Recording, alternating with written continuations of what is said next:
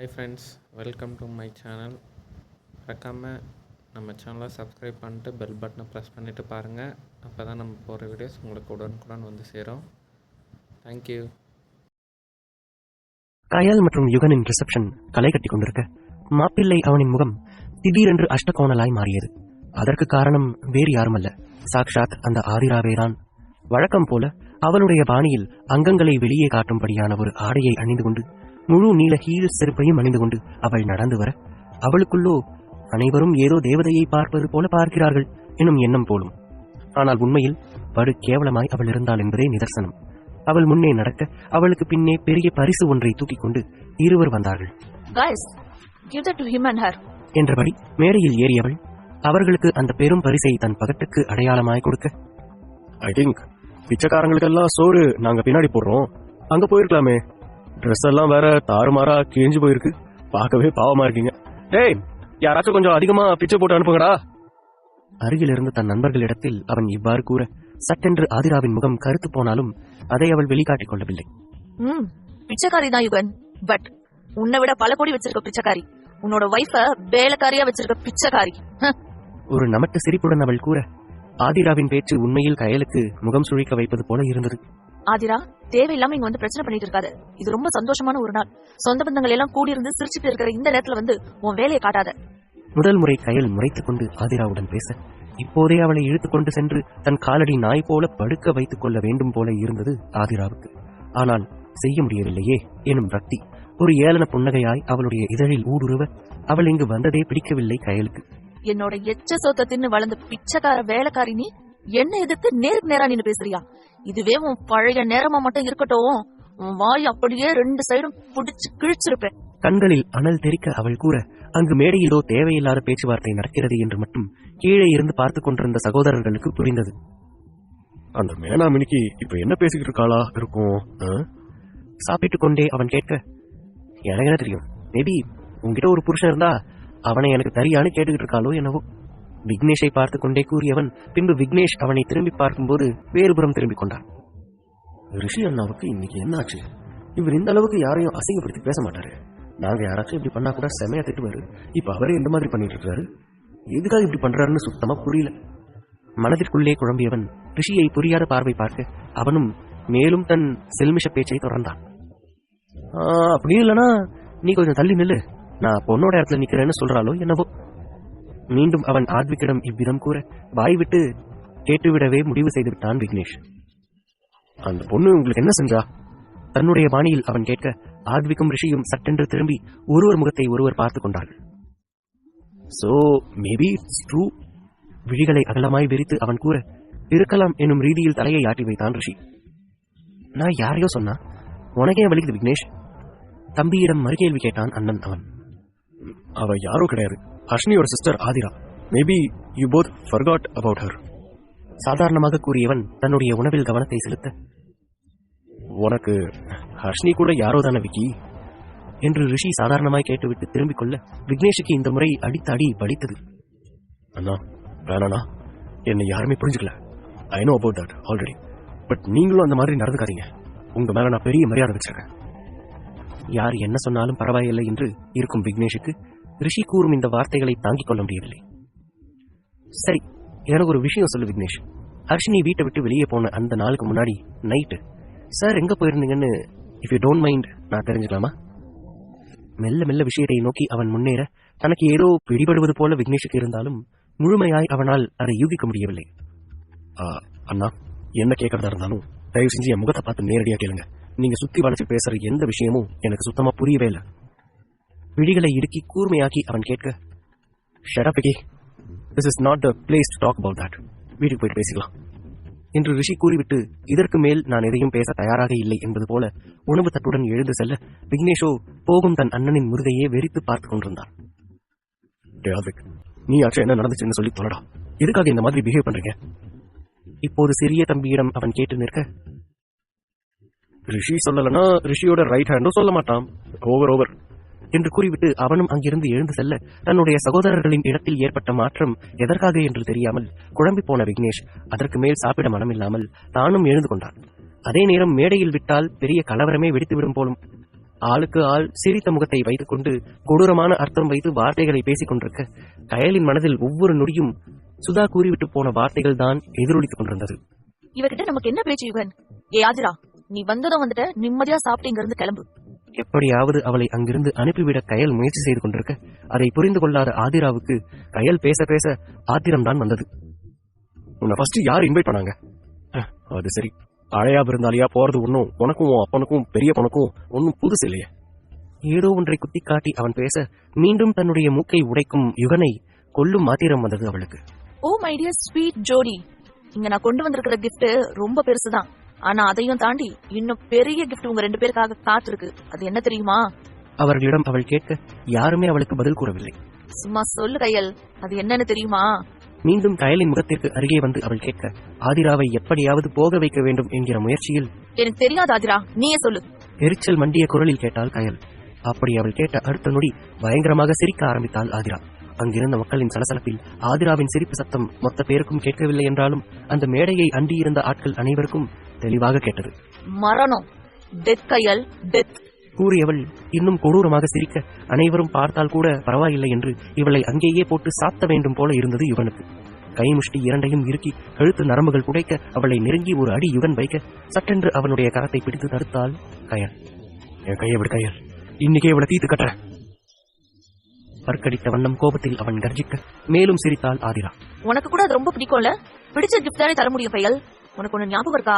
நீ என் காலு கீழே இருக்கிறப்ப எல்லாம் உன் நெஞ்சிலேயே நான் என்னோட ஹீல்ஸ் காலால உதச்சு விளையாடுறப்போ வலி தாங்க முடியாம கத்தி கத்தி எப்பவுமே நீ என்கிட்ட கேட்கிற கிஃப்ட் அதுதானே. என்னை எப்படியாச்சும் கொண்டுடு ஆதிரா, என்னால இப்படி ஒவ்வொரு நாளும் சாக முடியாதுன்னு டெய்லி என்கிட்ட கேட்டுட்டே இருந்திய கயல். உன்னோட அந்த விஷ் இனி என் கையால நிறைவேற போகுது. நீ பார்த்துக்கிட்டே இரு கயல், இவனையும் சேர்த்துதான். அவள் கூற அடுத்து கயல் செய்த செயலில் யுகனே அதிர்ந்து நின்றான். தன்னை பற்றி ஆதிரா தேவையில்லாமல் பேசும்போது கூட அதை பொறுமையாக கேட்டுக்கொண்டிருந்த கயலுக்கு அதுவே தன்னவன் குறித்த சாபங்கள் என்று வரும்போது ஏனோ அதை ஏற்க முடியவில்லை. வாய மூடு ஆதிரா என்றவள் அடுத்த கணம் அத்தனை பேர் முன்னால் கொஞ்சமும் யோசிக்காது ஆதிராவின் கன்னத்தில் கயல் ஓங்கி அறைந்திருக்க இதை யுகனே எதிர்பார்க்கவில்லை. மேடையை சுற்றி ஆட்கள் சூழ இருந்ததால் அங்கு அருகில் இருந்தவர்களே இதை பார்த்திருக்க விக்னேஷ் பார்க்காமல் விட்டது ஆதிராவின் நல்ல நேரமாகி போனது. சில கணங்களில் நடந்து முடிந்ததை கொஞ்சமும் ஏற்க முடியாமல் ஆதிரா கன்னத்தில் கை வைத்தவாறு அதிர்ந்து போய் நிற்க, இதுக்கு மேல ஒரு வார்த்தை பேசின அப்புறம் ஒரு அடியோட நிறுத்த மாட்டேன். என் வாழ்க்கையில எதுவுமே நல்லதா நடந்ததில்ல யுகனை தவிர. இவர் வந்ததுக்கு அப்புறம் தான் எல்லாமே புதுசா அழகா இருக்கு, சந்தோஷமா இருக்கேன். எதையும் கெடுத்துடாத, நீ ஒழுங்கு மரியாதை இங்க இருந்து போயிடு. அவள் அடக்கப்பட்ட கோபத்தோடு அமைதியாக அவளை மிரட்ட கயலின் இப்படி ஒரு அவதாரத்தை ஆதிரா கொஞ்சம் கூட எதிர்பார்க்கவில்லை. நான் சும்மா விட மாட்டேன்டி, இதுக்கெல்லாம் சேர்த்து உனக்கு இருக்கு.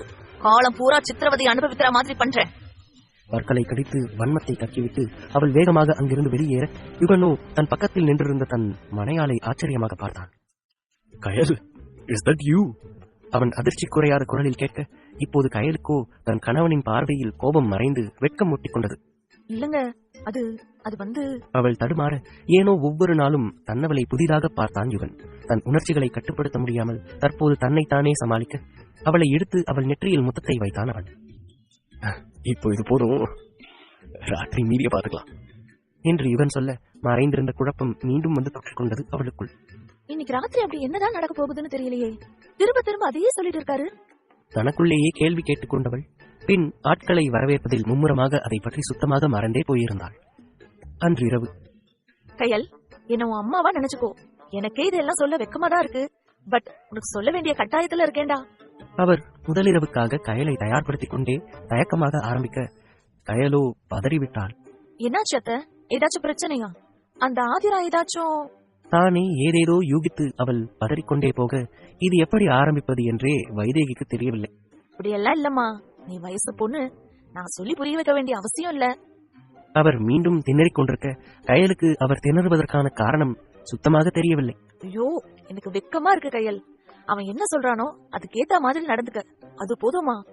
ஒரு வழியாக இலைமறை காயாக சொல்லிவிட்டு பால் சொம்பை கையில் கொடுத்தவர் அவளை அரை வாசலில் கொண்டு சென்று நிறுத்திவிட்டு தனதரைக்கு ஓடிவிட பால் சொம்பை பார்த்தவளுக்கு சிறு வயதில் படங்களில் பார்த்ததுதான் ஞாபகத்திற்கு வந்தது. அதில் வெட்கப்பட்டவாறு உள்ளே சென்றவள் அங்கு கட்டிலில் அவளுக்காகவே காத்திருந்தது போல அமர்ந்திருந்த யுகனை பார்த்தாள். யுகனுக்கும் இந்த புதுவிதமான உணர்வில் உடல் சிலிர்க்க தலை நிறைய மல்லிகைப்பூ வைத்து அலங்காரத்தோடு கையில் பால் சொம்பை வைத்துக் கொண்டு நின்றிருந்தவளை மேலிருந்து கீழ் ரசித்து பார்த்தான் யுகன். அவனின் பார்வையில் இவள் முகமோ செம்பருத்தி பூவாய் சிவக்க மெல்ல அடி வைத்து வந்து அவன் பக்கத்தில் அமர்ந்து கொண்டாள் கயல். நீ எப்படி ஃபீல் பண்ற கயல்? எனக்கு ரொம்ப படபடப்பா இருக்கு, நர்வஸா இருக்கு, ஒரு மாதிரி மூச்சு விட கூட சிரமமா இருக்கு. எல்லாமே இந்த காதல் படுத்துற பாடு. அவன் மூச்சு வாங்கியவாறு சொல்ல கயலோ பதற்றமாக அவனை பார். ஆமா யுகன், எனக்கும் அப்படிதான் இருக்கு. குழந்தை வேற வரப்போகுது, அதான். அவள் சொல்ல சட்டென திரும்பி அவளை குழப்பமாக பார்த்தான் அவன். குழந்தையா? ஒருவேளை இதுக்கப்புறம் குழந்தை வரப்போறத பத்தி சொல்றாளா? இருக்கும் இருக்கும், கல்யாணத்துக்கு அப்புறம் குழந்தை தானே. உள்ளுக்குள் நினைத்துக் கொண்டு அவன் மெல்ல அவனுடைய கரத்தை பற்ற, நாம கொஞ்ச நேரம் பேசலாமா? ஆர்வமாக கேட்டாள் அவள். இனி வாழ்க்கை பூரா பேசிக்கிட்டே தானடி இருக்க போறோம். அந்த பேச்சுக்கு இன்னைக்கு ஒரு நாள் நைட்டு லீவ் விட்டுக்கலாமா? குறைந்தபடி அவனும் கேட்டான். ஏன் இன்னைக்கு நைட் பேசினா என்ன? விழிகள் இரண்டையும் பெரிதாய் விரித்து அவள் கேட்க, ஐயோ செல்லக்குட்டி, உன்னை நான் எப்படி கரெக்ட் பண்றதுன்னு நீயே சொல்றி. பாவமாய் முகத்தை வைத்துக் கொண்டு அவன் கேட்க, அப்போதுதான் அந்த அறையில் புதிதாக வைக்கப்பட்டிருந்த ஆளுயர கண்ணாடி பதிக்கப்பட்ட கபோர்டு ஒன்றை பார்த்தாள் கயல். வாவ், இது எப்ப வாங்குனீங்க யுகன்? பார்க்கவே சூப்பரா இருக்கு. இங்க பாருங்களேன், என்னோட Dress இப்ப ஃபுல்லா தெரியுது. நீங்க வந்து என் பின்னாடி நின்னுக்கங்க, அப்போ 2 பேருமே போட்டோ எடுத்த மாதிரி ஒன்னா தெரியும். மிட்டாயை கண்ட சிறுபிள்ளை என அவள் துள்ளிக் கொண்டிருக்க, இந்த அழகு வடிவம் செயல்களை ரசிக்கும் நிலையில் ஆண்மகன் இல்லையே. அவனுடைய ஆண்மையோ துள்ளி எழுந்து அவனை சண்டைக்கு அழைக்க, பெண்ணை கசக்கி பிழியும் வேகத்தில் அல்லவா இருந்தான். இதற்கிடையில் பாவ புண்ணியமெல்லாம் பார்த்திடுவானா அவன்? இருப்பினும் தன்னவள் கேட்கும் போது அதை மறுக்க முடியாமல் எழுந்து சென்று அவளின் பின்னால் அவன் நின்று கொள்ள, அவனுடைய கரத்தை எடுத்து அவளை சுற்றி அவளுடைய இடையின் மீது வைத்தாள். ஒர்க் அவுட் ஆகுது. சோர்ந்து போயிருந்த அவனது முகத்தில் இப்போது 1000 வாட்ஸ் பல்பு ஏறிய, அவன் கரத்தை பதிக்காத இடத்தில் எல்லாம் கூட விளையாட எண்ணம் கொண்டவன் தன் கரத்தை மெல்ல மெல்ல நகர்த்தி அவளது இடையில் ஊர்வலம் நடத்தினான். தட்டில் விளையாட்டின் ஆரம்ப புள்ளியில் இவர்கள் நின்று கொண்டிருக்க, மறுபுறம் ரிஷி பேலஸுக்கு வந்து சேர்ந்த ஜோடிகள் அனைவரும் ஆடி பாடி மகிழ்ந்து சாப்பிட்ட அலுப்பில் அவரவர் அறையில் தஞ்சமடைந்துவிட, சகோதரர்கள் மூவரும் மட்டும் பால்கனியில் வந்து நின்று கொண்டார்கள். நானும் ஒவ்வொரு நாளும் இந்த நிலாவை பார்த்துக்கிட்டே தான் இருக்கேன். உண்மையிலேயே இந்த ப்ளூ மூன்னு சொல்றது எப்பதான் வரும்? வானை பார்த்து கொண்டே வாய்விட்டு கேட்டவன் அந்த நிலாவை பார்த்து ஒவ்வொரு பாடலாய் பாட ஆரம்பித்தான். டே காதல கத்தி தொலையாதரா, அதுலயும் லிரிக் வேற தப்பு தப்பா பாடுற என்று விக்னேஷ் அழுத்துக் கொள்ள, சரி அப்போ லிரிக் கரெக்டா இருக்கிற மாதிரி உனக்கு ஏத்த பாட்டு ஒன்று பாடவா? அவனை சீண்டும் விதமாக கேட்டுக்கொண்டே அவன் அருகில் வந்து ஆத்விக் அமர, இவர்கள் இருவரையும் கண்டும் காணாதது போல மற்றொரு பக்கம் அமர்ந்திருந்தான் ரிஷி. அது என்ன எனக்கு கரெக்டா இருக்கிற மாதிரி ஒரு பாட்டு? ஏதோ ஒரு ஆர்வத்தில் விக்னேஷ் கேட்டுவிட, சொல்றியா மாமா, சொல்றியா மாமா, பெரிய பெரிய மனுஷன் சில பேர் இங்க வருவாங்க, ஒழுக்கம் நானே தான் உளறி சிலர் தெரிவாங்க, ஒழுக்க சீல வசந்த மனுஷன் வெளியே போடும் வேஷங்க. அவன் பாடிக்கொண்டே போக இங்கு வெறி ஏறியது விக்னேஷுக்கு. இப்ப எதுக்குற பைத்தியம் பிடிச்ச மாதிரி இந்த பாட்டை எனக்கு பாடுற? கோபத்தில் கத்தியவன் தான் அமர்ந்திருந்த கதிரையை பின்னால் காலால் உதைத்து தள்ளிவிட்டு ஆக்ரோஷமாக எழ, ஆமா ஆமா சாருக்கு கட்டிப்பிடிரா சாங் பாடிவிடுறா சாதாரணமாக ரிஷி கூறிவிட்டு அவன் அங்கிருந்து எழுந்து செல்ல, ஆஹா தனியா கோத்து விட்டு ஓடுறாரு. தனக்குள்ளே நினைத்துக் கொண்டவன் மெல்ல ரிஷியின் பின்னால் நழுவ பார்த்தான். ஆனால் அதை கண்டுகொண்ட விக்னேஷ் உடனே தாவி அவனுடைய கழுத்தை பிடித்து நெருக்க ஆரம்பிக்க, ஐயோ கொலகார பாவி! கத்திக்கொண்டே விக்னேஷின் பிடியில் இருந்து விடுபட முயன்றான் ஆத்விக். பாட்டா பாடுற பாட்டு, இப்ப பாடுறா பரதேசி நாய. மேலும் மேலும் அவனின் பிடியை இருக்க, அண்ணன் என்னடா தம்பி என்னடா அவசரமான உலகத்திலே. மீண்டும் சிச்சுவேஷன் சாங் பாடுகிறேன் எனும் பேர் வழியில் விக்னேஷிடம் தாறுமாறாய் மாட்டிக்கொண்டான் ஆத்விக். அவனின் பிடியில் இருந்து விடுபட ஆத்விக் போராடி கொண்டிருக்க, இங்கு ஆள் உயர கண்ணாடிக்கு முன்னால் நின்று கொண்டிருந்த கயலின் விழிகள் தன்னுடைய வயிற்றை பார்த்து மின்னிக் கொண்டிருந்தன. அங்க இங்க கையை வைக்காம சரியா வயித்துல வச்சு பாருங்க, குழந்தை அசைதா? கண்ணாடியில் தெரியும் தன் கணவனின் பிம்பத்தை பார்த்து அவள் கேட்க அதிர்ந்து போனான் அவன். அடுத்த நொடி அவளை தன் பக்கம் திருப்பி நிறுத்தியவன், நீ என்ன சொல்ற? அப்போல இருந்து நீ ஏதோ சொல்ற, பட் என் காதுக்கு தப்பு தப்பா கேக்குது. அவன் விளக்கம் கேட்க அடுத்து அவள் கொடுத்த விளக்கத்தில் யுகனின் மொத்த மோகமும் வடிந்து போனது.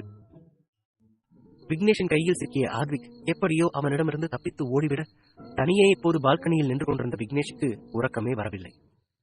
இவங்க 2 பேரும் ஏதோ சொல்ல ட்ரை பண்றாங்க, பட் அதை என்கிட்ட நேரடியா வந்து சொல்ல வேண்டியதானே?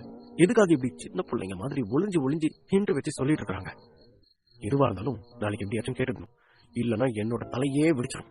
இந்த அஸ்வினி ஒரு பக்கம் டார்ச்சர் பண்றான்னா, இன்னொரு பக்கம் இந்த வீட்டுல இருக்கிற லூசுங்க. தனக்குள் புலம்பியபடி உறக்கத்தை தொலைத்து அவன் நின்று கொண்டிருக்க, வானில் அவன் கண்ட ஒவ்வொரு வினோதத்திலும் பொறிக்கப்பட்டிருந்தது ஹர்ஷினியின் முகம்தான்.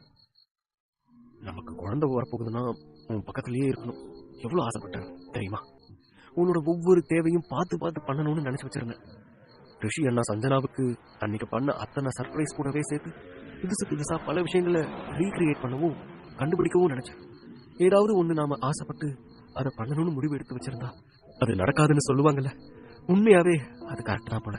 நான் என் வாழ்க்கையில ரொம்ப ஆசைப்பட்டு என் கூடவே இருக்கணும்னு நினைச்ச ஒரு விஷயம்னா அது நீதான் ஹர்ஷி. என்னை விட்டு போக உனக்கு எப்படி மனசு வந்துச்சு? அட்லீஸ்ட் உன்னை எனக்கு இதுக்காக தான் பிடிக்கலடான்னு ஒரு ரீசனாச்சும் சொல்லிட்டு போயிருக்கலாமே. மீண்டும் மீண்டும் அதே குற்றச்சாட்டில் வந்து அவன் நின்று கொள்ள தனிமையின் வெறுமை அவனை வெகுவாய் பாதித்தது.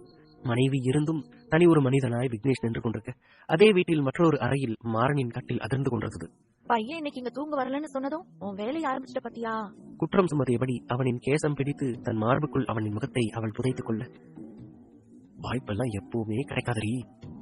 அதுவா கிடைக்கும் போது ஒரு நாளும் வேணான்னு சொல்லக்கூடாது. ஏன் உனக்கு ஆசையா இல்லையா என்ன? அவளை புரட்டி எடுத்தபடி அவன் இரக்கமாய் கேட்டுக்கொண்டிருக்க சில கேள்விகளுக்கு முயன்று பதில் கூறிய மகத்தியால் பல கேள்விகளுக்கு பதில் கூற முடியவில்லை. வினா தொடுப்பவன் அவள் விடை கூறுவதற்கு முன்பே அவளுடைய இதழை தன் இதழால் சிறை செய்துவிட அவள் குறிப்பிடும் விடைகள் எல்லாம் அவனுடைய அதரங்களுக்குள்ளே சரணடைந்து விடுகின்றன. விடை எங்கே சென்றால் என்ன, அவனுக்குள் சென்றால் அது போதுமே. அவன் கையில் கிடைத்த மானை வீணை என மீட்டிட பலமுறை அவன் தொட்ட பெண்ணவளை புதிது போல கையாண்டான். இந்த விஷயத்துல மட்டும் போர் அடிக்கவே மாட்டேங்குது, அது எப்படிடா? தவறான நேரத்தில் முக்கியமான சந்தேகம் அவளுக்குள் வந்து தொலைக்க மகதி பதில் கூற முடியாமல் அவனின் ஆண்மை அவளுக்குள் உச்சம் தொட ஒரே நொடியில் அவனது சிந்தை அவன் வசம் இழந்தது. என்னடி கேட்ட? மீண்டும் கேட்டபடி அடுத்த ஆட்டத்தை அவன் ஆரம்பிக்க, எனக்கு மறந்து போச்சுடா கூறிக்கொண்டே அவனுக்குள் சங்கமமானாள். காதலில் முத்தி எடுப்பது இவர்களுக்கு எத்தனையாவது முறையோ தெரியாது. ஆனால் உண்மையில் முதல் முறை இன்று தன்னவளை ஆளப்போகிறேன் எனும் கனவில் இருந்த யுகனுக்கு அன்று இரவு தலையில் விழுந்தது என்னவோ பேரிடிதான். நீ இப்ப என்ன சொன்ன கயல்?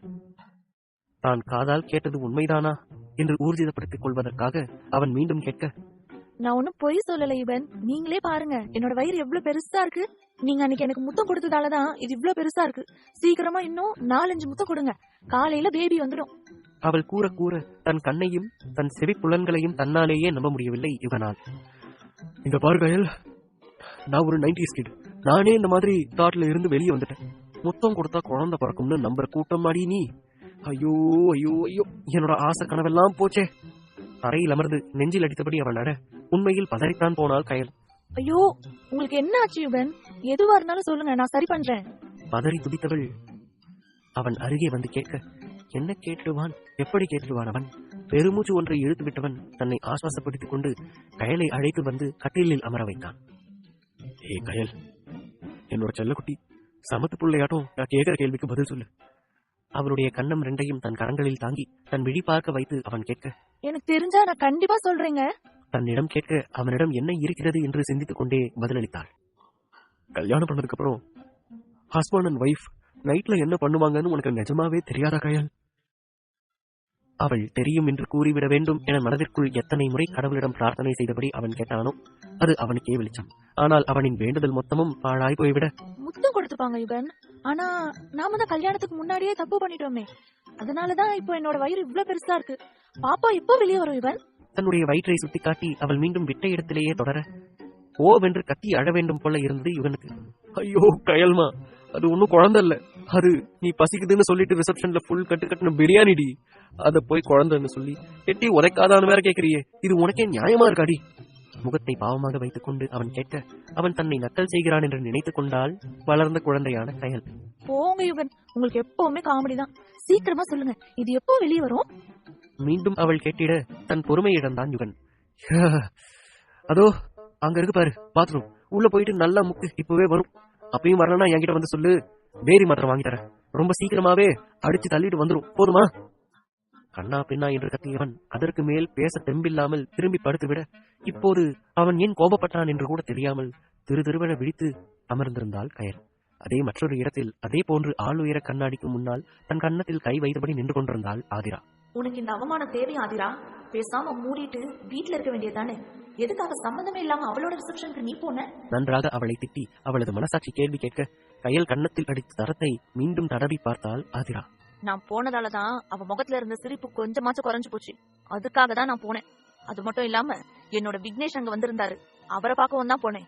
தான் போன காரணத்தை தனக்கே எடுத்துரைத்துக் கொண்டாள் அவள். பைத்திய மாதிரி பேசாத. லாஸ்ட்ல அவளை நீ வெறுப்பேத்தவும் இல்ல, அதே டைம் விக்னேஷ் உன்னை பார்க்க கூட இல்ல. அவர் பாட்டுக்கு உன்னை கண்டுக்காம அவரோட அண்ணன் கூட தானே தெரிஞ்சுட்டு இருந்தாரு. மொத்தத்துல நீ போயிட்டு அடி வாங்கிட்டு வந்ததுதான் மிச்சம். கோபமாய் அது போட்டு அவளை வருத்தி இருக்க, தன் மனசாட்சி கேட்கும் கேள்விகளுக்கு பதில் கூற தெரியாமல் ஆத்திரம் கண்களை மறைக்க ஓங்கி தன் எதிரே இருந்த கண்ணாடியில் குத்தினாள். நொறுங்கிய சில பல கண்ணாடி துண்டுகள் அவளுடைய இரு விரல்களை பதம் பார்த்துவிட, வடியும் ரத்தத்தை பார்த்து மனதில் எதையோ எண்ணிக்கொண்டவளாய் வன்மமாக சிரித்தாள் ஆதிரா. இனி என்னோட ஆட்டத்தை மட்டும் பாரு கைகள் கூறியவளின் புன்னகையில் ஏளனம் ஏகத்துக்கும் தாண்டவமாட, சங்கரபாண்டியின் வீட்டில் ஸ்வேதாவை பார்த்து குலுங்கி குலுங்கி சிரித்துக் கொண்டிருந்தான் சித்தார்த். போதும் சித்து, சிரிச்சு சிரிச்சு சும்மா என்ன வெறுப்பேத்தாத. என்னோட அப்பா ஆசைப்பட்டுட்டாரு, அதனாலதான் நான் பண்றேன்னு சொன்னேன். முகத்தை தொங்க போட்டுக் கொண்டு அவள் கூற, உன்னை ரிஷி பேலஸுக்கு நான் கூட்டிட்டு போகும்போது உன்கிட்ட ஒரு விஷயம் சொன்னேன், உனக்கு ஞாபகம் இருக்கா ஸ்வேதா? இந்த விஷயம் உன் அப்பா காதுக்கு எப்ப போகுதோ அடுத்த நொடி இதுக்கு ஆப்பு வைப்பார்னு நான் சொன்னேன்னா இல்லையா? பார், நான் கூறியது போலவே நடந்துவிட்டது என்று கூறாமல் கூறி அவன் சிரித்துக் கொண்டிருக்க, அவன் கூறுவதை ஏற்க முடியாமல் கையில் கிடைத்த தலையணையை எடுத்து சித்தார்த்தின் மீது வீசினாள் ஸ்வேதா. தனக்கென்று இருந்த ஒரு சிலரும் தன்னை விட்டு செல்கிறார்கள் என்னும் நிதர்சனத்தை ஏற்றுக்கொள்ள முடியாமல் வாயை பொத்தி ஹர்ஷினி அழுது கொண்டிருக்க, அவளுடைய அழுகையை பார்க்க முடியாமல் அருகே வந்து அவளை மெல்ல அணைத்துக் கொண்டாள் மாதவி. வேணா Madhavi, I don't need this hug. நீ என்கிட்ட தயவு செஞ்சு வராத. நான் ஒரு அன்லக்கி ஃபெல்லோ. என் கூட யார் இருந்தாலும் அவங்க கடைசியில காயப்பட்டு தான் போவாங்க. நீயும் என்னை விட்டு தூரமாவே இரு மாதவி. தனக்குள் இருக்கும் கஷ்டமான உணர்வுகளை உள்ளுக்குள் அடக்கி வைக்க முயன்றவள் தோற்று போய் அழுது கொண்டிருக்க, ஏனோ மாதவிக்கு அவளை அந்நிலையில் பார்க்க முடியவில்லை. நீ என்னை விட ஒன்னும் அன்லக்கி கிடையாது அஸ்வினி.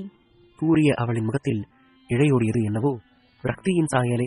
நோ, நான் தான் அன்லக்கி. அதிர்ஷ்டம் எப்பவுமே என் பக்கம் இருந்ததில்ல. என்னை விட மோசமான வாழ்க்கை யாருக்குமே அமையாது. சாவு கூட சீக்கிரமா வந்து தொலைய மாட்டேங்குது.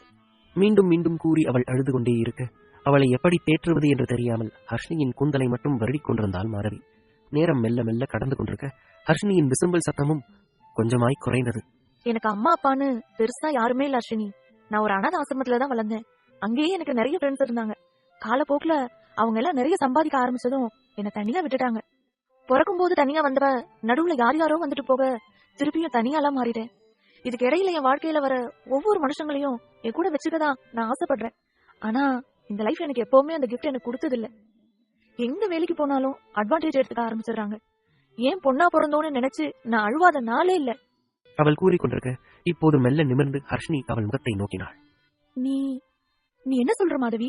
மாதவிக்கு பின் இப்படி ஒரு கதை இருக்கும் என்று எதிர்பார்த்திராத ஹர்ஷினி இவ்விதம் கேட்க, அனைத்தையும் இழந்த நபரிடம் இருக்கும் ஒரு வசீகர புன்னகை இப்போது மாதவியிடம் இருந்து வெளிப்பட்டது. ஆனா நான் ஒரு நாளும் இது என் தலைவிதின்னு ஒதுங்கி போனதே இல்ல. அதுக்கு காரணம் நான் வளர்ந்த அதே ஆசிரமம் தான். அந்த ஆசிரமம் காலப்போக்குல நல்ல வேல்யூ உள்ள இடமா இருந்ததால அதை ஆக்கிரமிக்க நிறைய பேர் பாடுபட்டாங்க. பெரிய பெரிய பணக்காரங்க எல்லாம் அந்த இடத்த வளைச்சு போட நினைச்சாங்க. ஆனா அது ஏதோ ஒரு சாதாரண ஆசிரமம் தானேன்னு என்னால அந்த இடத்த விட்டு கொடுக்க முடியல. உனக்கு ஒண்ணு தெரியுமா அஸ்வினி? நான் படிச்ச படிப்புக்கு லட்சமா சம்பாதிக்கலாம். ஆனா அந்த ஆசிரமத்தை வாங்க வந்த ஒரு புறம்போக்கு நாயி என்கிட்ட ஒரு நாள் டீல் போட்டான். கூறிக்கொண்டிருக்கும் போதே ஒற்றை கண்ணீர் துளி அவள் கண்ணில் இருந்து வடிய மாதவி கூறுவதை இமை வெட்டாமல் பார்த்து கொண்டிருந்தாள் ஹர்ஷினி. அந்த ஆசிரமம் எப்படியோ அவன் கைக்கு போயிடுச்சு. நான் அந்த ஆசிரமத்தை அழிச்சிடுவேனான்னு அவன் காலில் விழுந்து கூட கெஞ்சி பார்த்தேன். இதே மாதிரி ஆசிரமம் இந்தியா ஃபுல்லா இருந்தாலும் இதுதான் மெயின் பிரான்ச். இதுவே இல்லாம போயிட்டா மத்ததெல்லாம் ஆட்டோமேட்டிக்கலி இல்லாம போயிடும். அந்த ஆசிரமத்தை அவன் எதுவும் பண்ணக்கூடாதுன்னா நான் அவனுக்கு அடிமையா இருக்கணும். இல்லனா அவன் கேட்கிற பணத்தை அவனுக்கு கொடுக்கணும்னு என் கூட டீல் போட்டான். கிட்டத்தட்ட முழுசா 3 நாள் எடுத்துக்கிட்டேன். இது சம்பந்தமா டெசிஷன் மேக் பண்ண நிறைய பணக்கார ஆளுங்களை போய் பார்த்தேன்.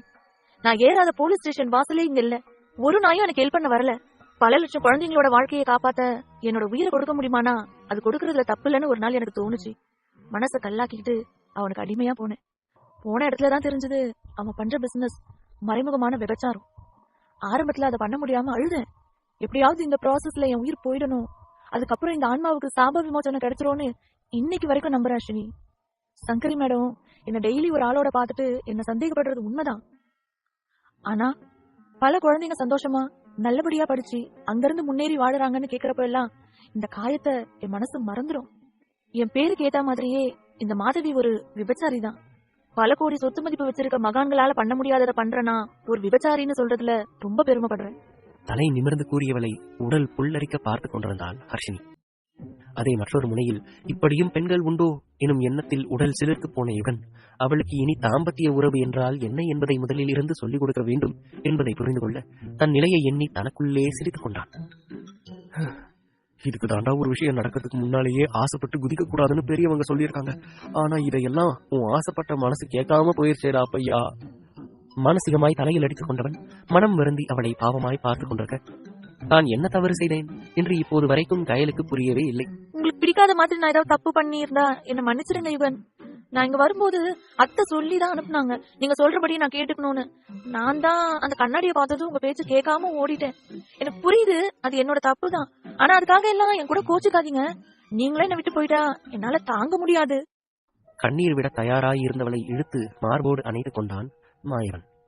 என்ன பேச்சு பேசிட்டு இருக்க கயல்? உன்னை ஊர் ஊரா தெரு தெருவா நான் தேடி கண்டுபிடிச்சு கஷ்டப்பட்டு கல்யாணம் பண்ணதெல்லாம் உன்னை விட்டுட்டு போறதுக்கு தானா? இனி எப்பவுமே நீ இந்த மாதிரி பேசக்கூடாது, புரியுதா? கேட்டுக்கொண்டே நங்கென்று அவளுடைய நடுமண்டையில் கொட்டியவன் அவன் என்றும் அவளுடையவன் என அவளுடைய மரமண்டைக்கு புரியும்படி எடுத்துக் கூற, சரி சரி என்று தலையை மட்டும் மாட்டிக்கொண்டிருந்தாள் கயல். அவ ஒரு குழந்தை, சின்ன வயசுல இருந்து பிரசன்ட்ல வளர்ந்த மாதிரி வளர்ந்தவ. அவகிட்ட போயிட்டு நீ இந்த அளவுக்கு அட்வான்ஸா எதிர்பார்த்தது உன்னோட தப்புதான் யுகா. அவ எல்லாத்தையும் சீக்கிரமா கத்துக்கிறவ. போக போக கொஞ்சம் கொஞ்சமா எல்லாத்தையும் கத்துப்பா. இத்தனை வருஷம் பொறுமையா இருந்த உனக்கு கொஞ்ச நாள் பொறுக்க முடியாதா? அவனின் உள்ளம் அவனிடமே கேள்வி கேட்க, தன்னவளுக்காக எதையும் செய்ய துணிவான் இந்த யுகன் என தலை நிமிர்ந்து சொன்னவன் தாழ்ந்திருந்த தன் மனைவியின் முகத்தை நிமிர்த்தி தன் விழிகளை காணச் செய்தான். நீ எதுக்கும் கவலைப்படாத கயல், உன் வயிற்றுல கண்டிப்பா பாப்பா வரும். ஆனா கிஸ் கொடுத்தாதான் குழந்தை வரும்னு நீ இப்போ ஒரு விஷயத்த நம்பிக்கிட்டு இருக்க பத்தியா? அதை மட்டும் மறந்துடு. ஏன்னா அப்படி எதுவும் இல்ல, ஓகேவா? நாளை காலை எழுந்தவுடன் தன்னுடைய அம்மா வைதேகி இது குறித்து ஏதாவது கேட்கும்போது முத்தக்கதையை இவள் கூறி வைக்காமல் இருக்க வேண்டும் என்பதற்காகவே இதை மட்டும் இப்போது சொல்லிக் கொடுத்தான் அவன். சினிமாவில் அப்படித்தானே பண்ணுவாங்க. அவள் புரியாமல் தலை சொரிந்து கேட்க, அவள் கேட்பதும் நியாயம்தானே. சரி சரி, உன்னோட வயசுல இருக்கிற பொண்ணுங்க பார்க்க வேண்டிய சில சினிமா படம் நான் உனக்கு நாளைக்கு டவுன்லோட் பண்ணி தரேன். நான் ஆபீஸ் போற நேரம் நீ அதை தனியா பாரு. தப்பி தவறி கூட அம்மாவை பக்கத்துல வச்சு பாத்துறாதடி. கூற வேண்டிய அனைத்து முன்குறிப்புகளையும் அவன் சொல்லிக் கொடுக்கும் பாடத்துடனே சேர்த்து அவன் அவளுக்கு ஊட்ட, சமத்து பிள்ளை போல அனைத்தையும் கேட்டுக்கொண்டான் கயல். அப்போ என்ன பண்ண பாப்பா வரும்? கண்கள் மின்ன ஆர்வமாய் அவள் கேட்க, முதல் முறை இப்படி ஒரு பாடத்தை ஒருவருக்கு எடுப்பதை நினைத்து வெட்கமாயிருந்தது யுகனுக்கு. ஆனால் காரியமாக வேண்டுமென்றால் பாடம் நடத்தியாக வேண்டுமல்லவா? அது கொஞ்சம் லாங் ப்ராசஸ். நான் ஸ்டெப் பை ஸ்டெப்பா என் செல்லக்குட்டி சென்ட்ரலாவுக்கு டெய்லி சொல்லித்தரேன். சப்ஜெக்ட் ஃபுல்லா முடியறப்போ உன் வயிற்றுக்குள்ள பாப்பா வந்துடும். தென் 10 மாசத்துக்கு அப்புறம் பாப்பா உன் கையில இருக்கும். லகுவிலும் லகுவான விஷயம் போல அவன் அதை கூற, அவன் எதிர்காலத்தில் படப்போகும் பாட்டை இப்போது அறிந்திருக்க வாய்ப்பில்லைதான். கயலுக்கு நாளையிலிருந்து கலவி பாடத்தை ஆரம்பிக்கலாம் என்று தனக்குள் முடிவெடுத்துக் கொண்டு யுகன் படுக்கையில் விழுந்துவிட, அவனது கரங்களுக்குள் சரணடைந்தவளாய் கயலும் உறங்க முயற்சித்தாள். புரண்டு புரண்டு படுத்தவளுக்கு வெகு நேரம் கழித்தே உறக்கம் வந்தது. உறங்குவது போல பாசாங்கு செய்து கொண்டிருந்த யுகனும் கூட அவள் உறங்கிவிட்டாள் என்பதை ஊர்ஜிதப்படுத்திய பின்னரே உறக்கத்தை தழுவினாள். நேரம் அது பாட்டிற்கு விரைந்து ஓடிக்கொண்டிருக்க உறக்கத்தில் இருந்த கயலுக்கு திடீரென்று வியர்த்து கொட்ட ஆரம்பித்தது. யாரோ தன்னை பின்தொடர்வதாய் அவளுக்குள் ஒரு பிரம்மை தொற்றிக்கொண்டே இருக்க விழிகளை திறந்து பார்த்தவள் அந்த நொடி அதிர்ந்துதான் போனாள்.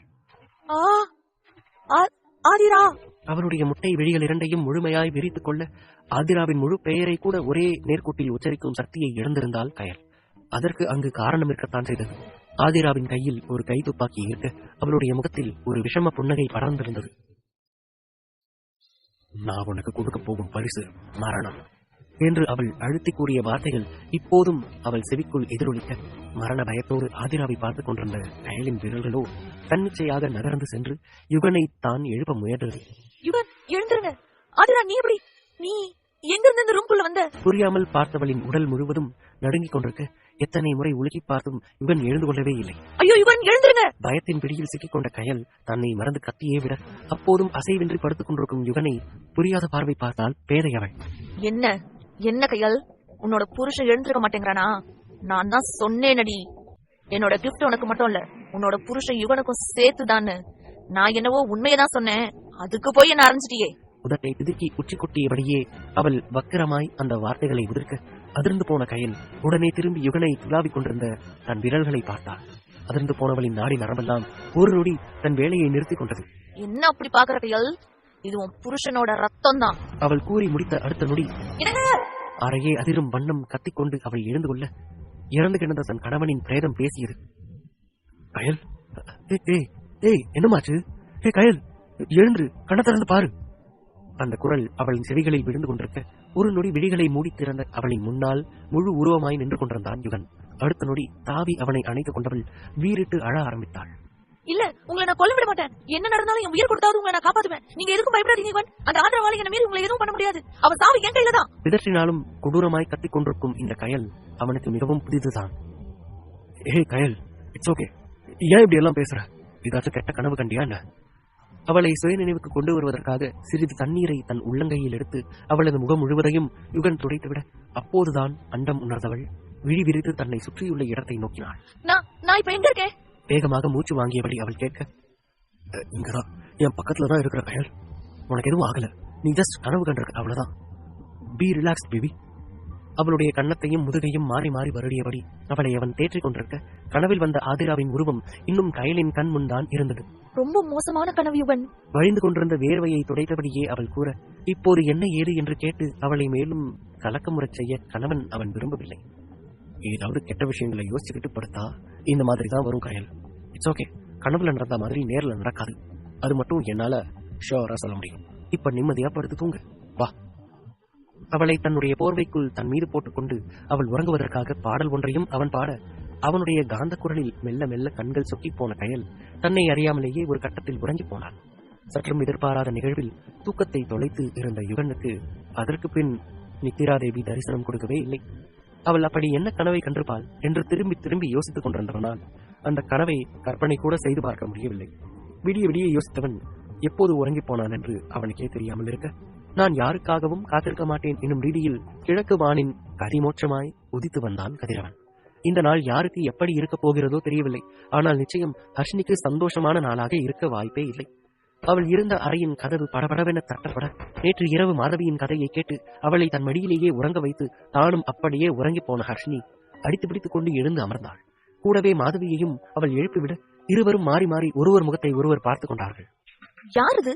எரும மாடு மாதிரி கதவு தட்டுறாங்க. கொஞ்சம் கூட மேனஸே கிடையாது. கூறிக்கொண்டே எழுந்து கொண்டவள் மெல்ல சென்று கதவை திறக்க மாதவி அதிர்ந்து நின்றாள் என்றால் அப்படி அவள் எதை பார்த்து சிலை போல நிற்கிறாள் என்பதை எட்டி பார்த்த ஹர்ஷினியின் கண்களும் பெரிதாய் விரிந்து கொண்டன. 4-5 பெண் போலீஸ்களும் 2 ஆண் போலீஸ்காரர்களும் கதவருகே நின்று கொண்டிருக்க அங்கிருந்து ஓட முயன்ற மாதவியை அப்படியே அமுக்கி பிடித்தார்கள். இப்போது தான் மாட்டிக்கொண்டால் அத்தனை குழந்தைகளின் வாழ்க்கையும் சூனியமாகிவிடும் என்று உணர்ந்த மாதவி அவர்களிடமிருந்து தப்பிக்க போராடி கொண்டிருக்க ஒரு கட்டத்திற்கு மேல் பொறுக்க முடியாமல் அவளை அடித்து உதைக்க ஆரம்பித்து விட்டார்கள் போலீஸ்காரர்கள்.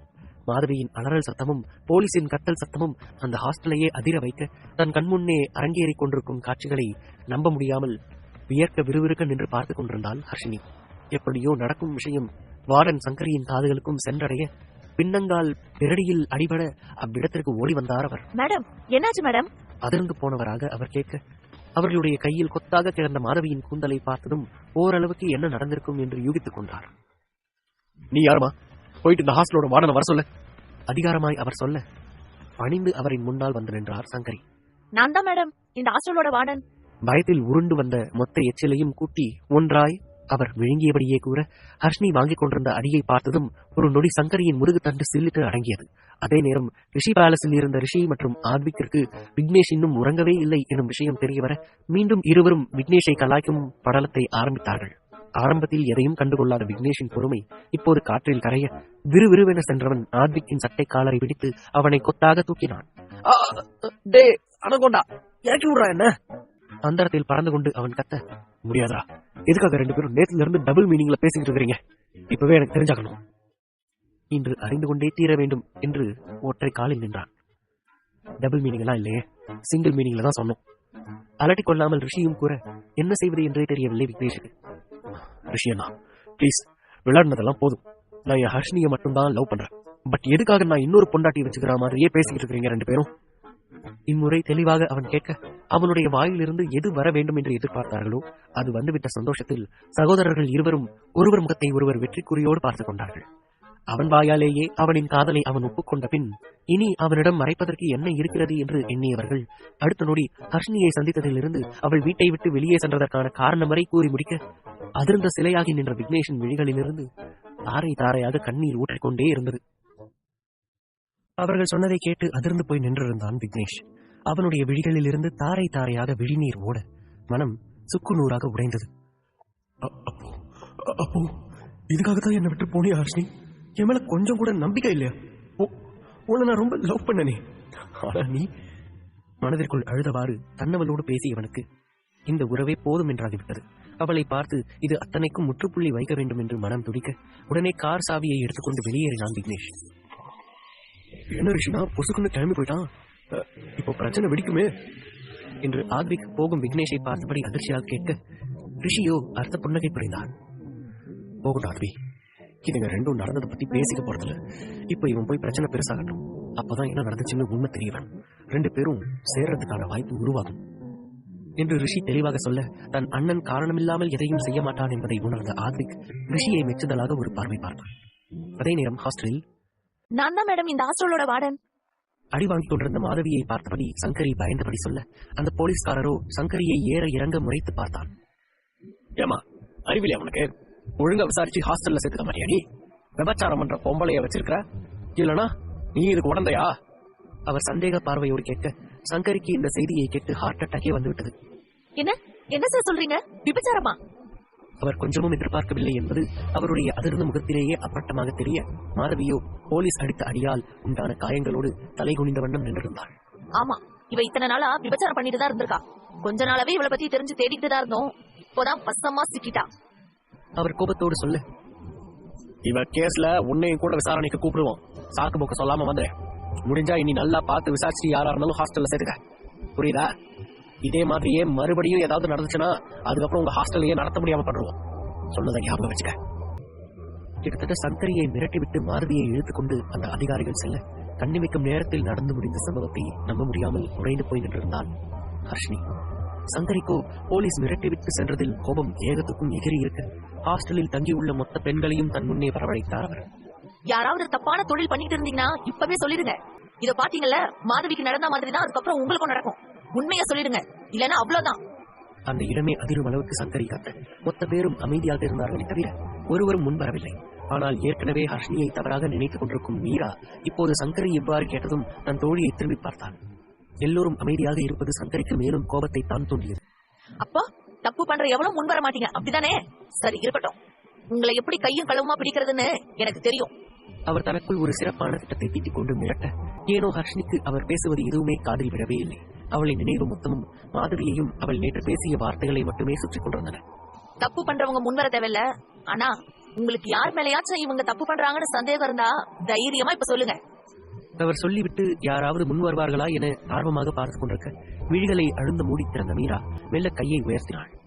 சங்கரியோ கையை உயர்த்தியவளை கூர்ந்து பார்த்துவிட்டு யார் என்று விழிகளாலேயே கேட்க அடுத்து மீரா சொன்ன பெயரில் மொத்த கூட்டமும் திகைத்து போய் அந்த ஒருத்தியின் புறம் திரும்ப தன் பெயரை அழைத்ததும் திடுக்கிட்டு நிமிர்ந்தாள் ஹர்ஷினி. மேடம், நான் ஹர்ஷினி விபச்சாரம் பண்றான்னு சொல்ல வரல. ஆனா எனக்கு அவ மேல சந்தேகமா இருக்கு. நான் தான் அவ விஷயத்துல பொறுப்பெடுத்தேன். இப்ப ஏன் அந்த தப்ப பண்ணேன்னு இருக்கு. தன் தோழியை பற்றி கொஞ்சமும் யோசிக்காது மீரா அத்தனை பேர் முன்னாலேயும் பட்டென்று உடைத்துவிட நடப்பது கனவா நிஜமா என்று தெரியாமல் திகைத்து போய் நின்றிருந்தாள் ஹர்ஷினி. அடுத்த நொடி விறுவிறுவென்று ஹர்ஷினியின் பக்கம் வந்து சங்கரி அவளின் தலைமுடியை கொத்தாக பிடித்தார். எனக்கு அப்பவே சந்தேகம் இருந்துச்சுடி. ஒழுங்கா சொல்லு, மீரா சொல்றது உண்மையா? இத்தனை நாள் நீ இதான் பண்ணிக்கிட்டு இருந்தியா? அவர் கேள்வி மேல் கேள்வி கேட்க ஹர்ஷினியின் பார்வை மீராவின் மீதே இருந்தது. அந்த பார்வையோ அவ்வளவுதானா நம்ம நட்பு என்று கேட்காமல் கேட்பது போல இருந்தது. அந்த பார்வை சற்றே மீராவை ஏதோ செய்திருக்க அதற்கு மேல் ஹர்ஷினியின் கண்களை பார்க்க முடியாமல் வேறு பக்கம் தன் தலையை திருப்பிக் கொண்டாள் மீரா. நான் இங்க பேசிக்கிட்டு இருக்கேன், அங்க என்னடி பார்வை? ஒழுங்கா நான் கேட்ட கேள்விக்கு பதில சொல்லு. வேற யார் எவரோ சொன்னா கூட நீ இதுல இருந்து தப்பிச்சுக்கலாம். ஆனா இன்னைக்கு உன் பேரை சொன்னது உன்னோட பெஸ்ட் ஃப்ரெண்ட். சங்கரி கூற கூற மேலும் உடைந்து போனாள் ஹர்ஷினி. ஒரு நிமிஷம் மேடம் கூறிவிட்டு தன் கூண்டலில் இருந்த சங்கரியின் கையை மெல்ல விடுவித்து விட்டு மீராவின் முன் வந்தாள். ஏன்? ஒற்றை வார்த்தை தான் கேட்டாள். பதில் வரவில்லை மீராவிடமிருந்து.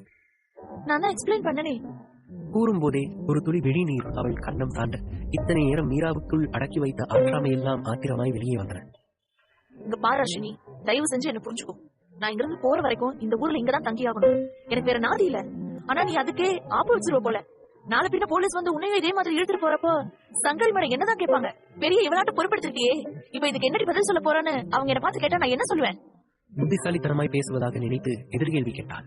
நான் தப்பு பண்ணாதானே அப்படி நடக்கும் மீரா? மீண்டும் தன்னிலை விளக்கம் அவள் கொடுக்க நண்பி எனும் நிலையிலிருந்து எப்போதோ விலகி வந்திருந்தாள் மீரா. ஆகவே தோழி சொல்லும் எந்த உண்மைகளும் அவள் செவிக்கு எட்டவில்லை. என்ன எதை நம்ப சொல்ற ஹர்ஷினி? முதல் நாள் எவன் கூடவோ போயிட்டு வந்து அவனை பாஸ்னு சொன்னி அதை நம்பணுமா?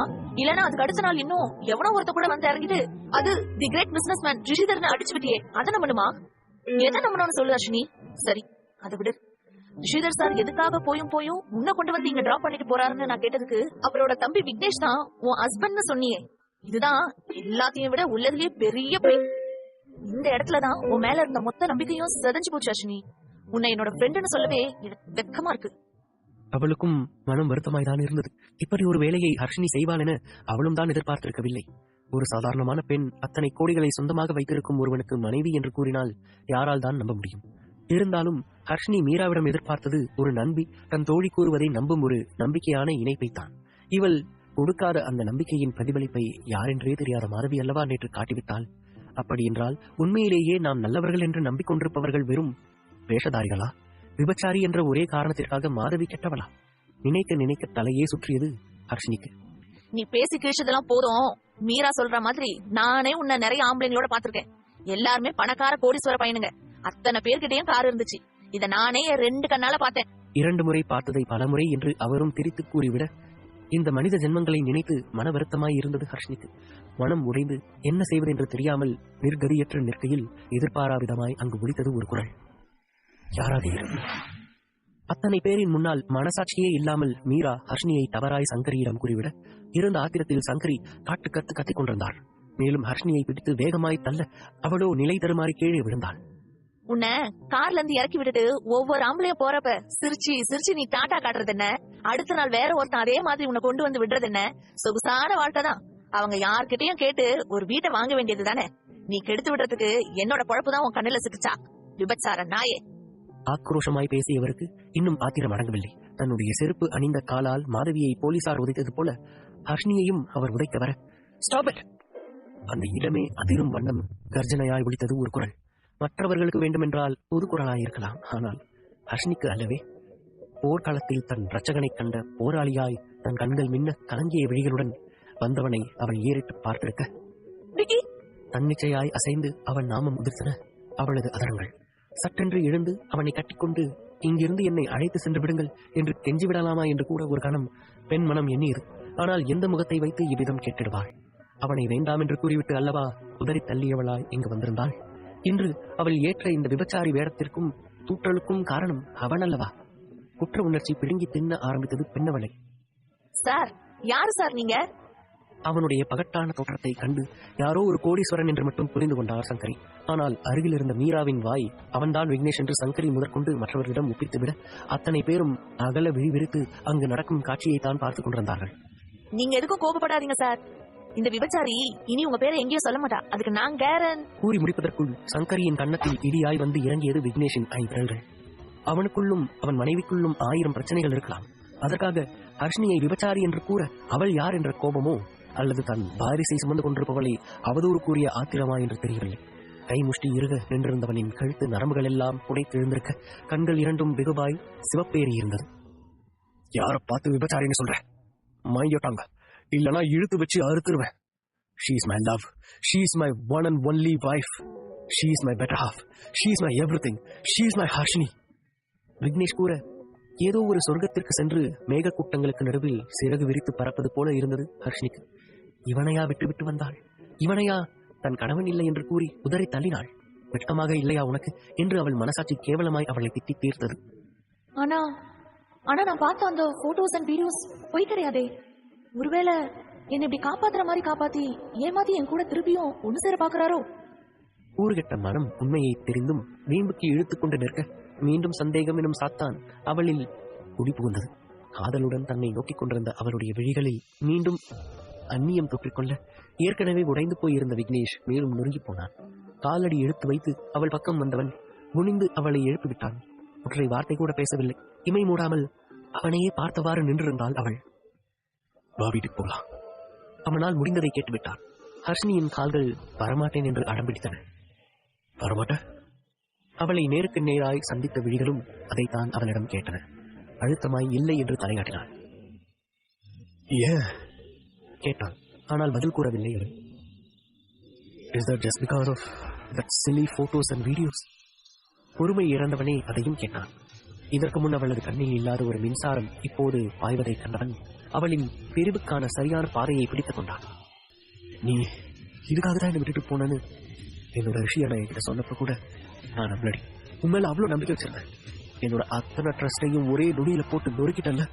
இந்த மாதிரி உன் மொபைலுக்கு தேவையில்லாத விஷயங்கள் வருதுன்னா என்கிட்ட ஒரு வார்த்தை வந்து கேட்டுக்கலாமே. முடிஞ்சா 4 அடி கோபம் தீர்ற வர என்ன அரைஞ்சு கேட்டுக்கலாமே. உனக்கு என் மேல இல்லாத உரிமையா? ஏன் சந்தேகப்பட்டு சொல்லாம கொல்லாம வீட்டை விட்டு போன? அவன் கேட்ட கேள்விகள் ஹர்ஷினியை நிற்க வைத்து செருப்பால் அடித்தது போல இருக்க, அவன் சொல்வதும் உண்மைதானே என்று இப்போதுதான் அவளுக்கு தோன்றியது. அதுவும் கரெக்ட் தானே, நான் ஏன் அவர்கிட்ட கேட்கல? மீண்டும் மீண்டும் அவளுக்குள் எழுந்த வினாவுக்கு விடை தேடி தோற்று போனாள்.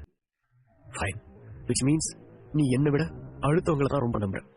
எல்லாத்துக்கும் மேல நான் உன்னை விட்டுட்டு வேற பொண்ணை தொடுவேன்னு நீ நம்பினப்பவே நான் என் காதல்ல தோத்துறேன். ஆனா சத்தியமா சொல்றேன் ஹர்ஷினி, இந்த அளவுக்கு என்னோட இத்தனை வருஷ வாழ்க்கையில யாருமே என்ன அழ விட்டதில்லை.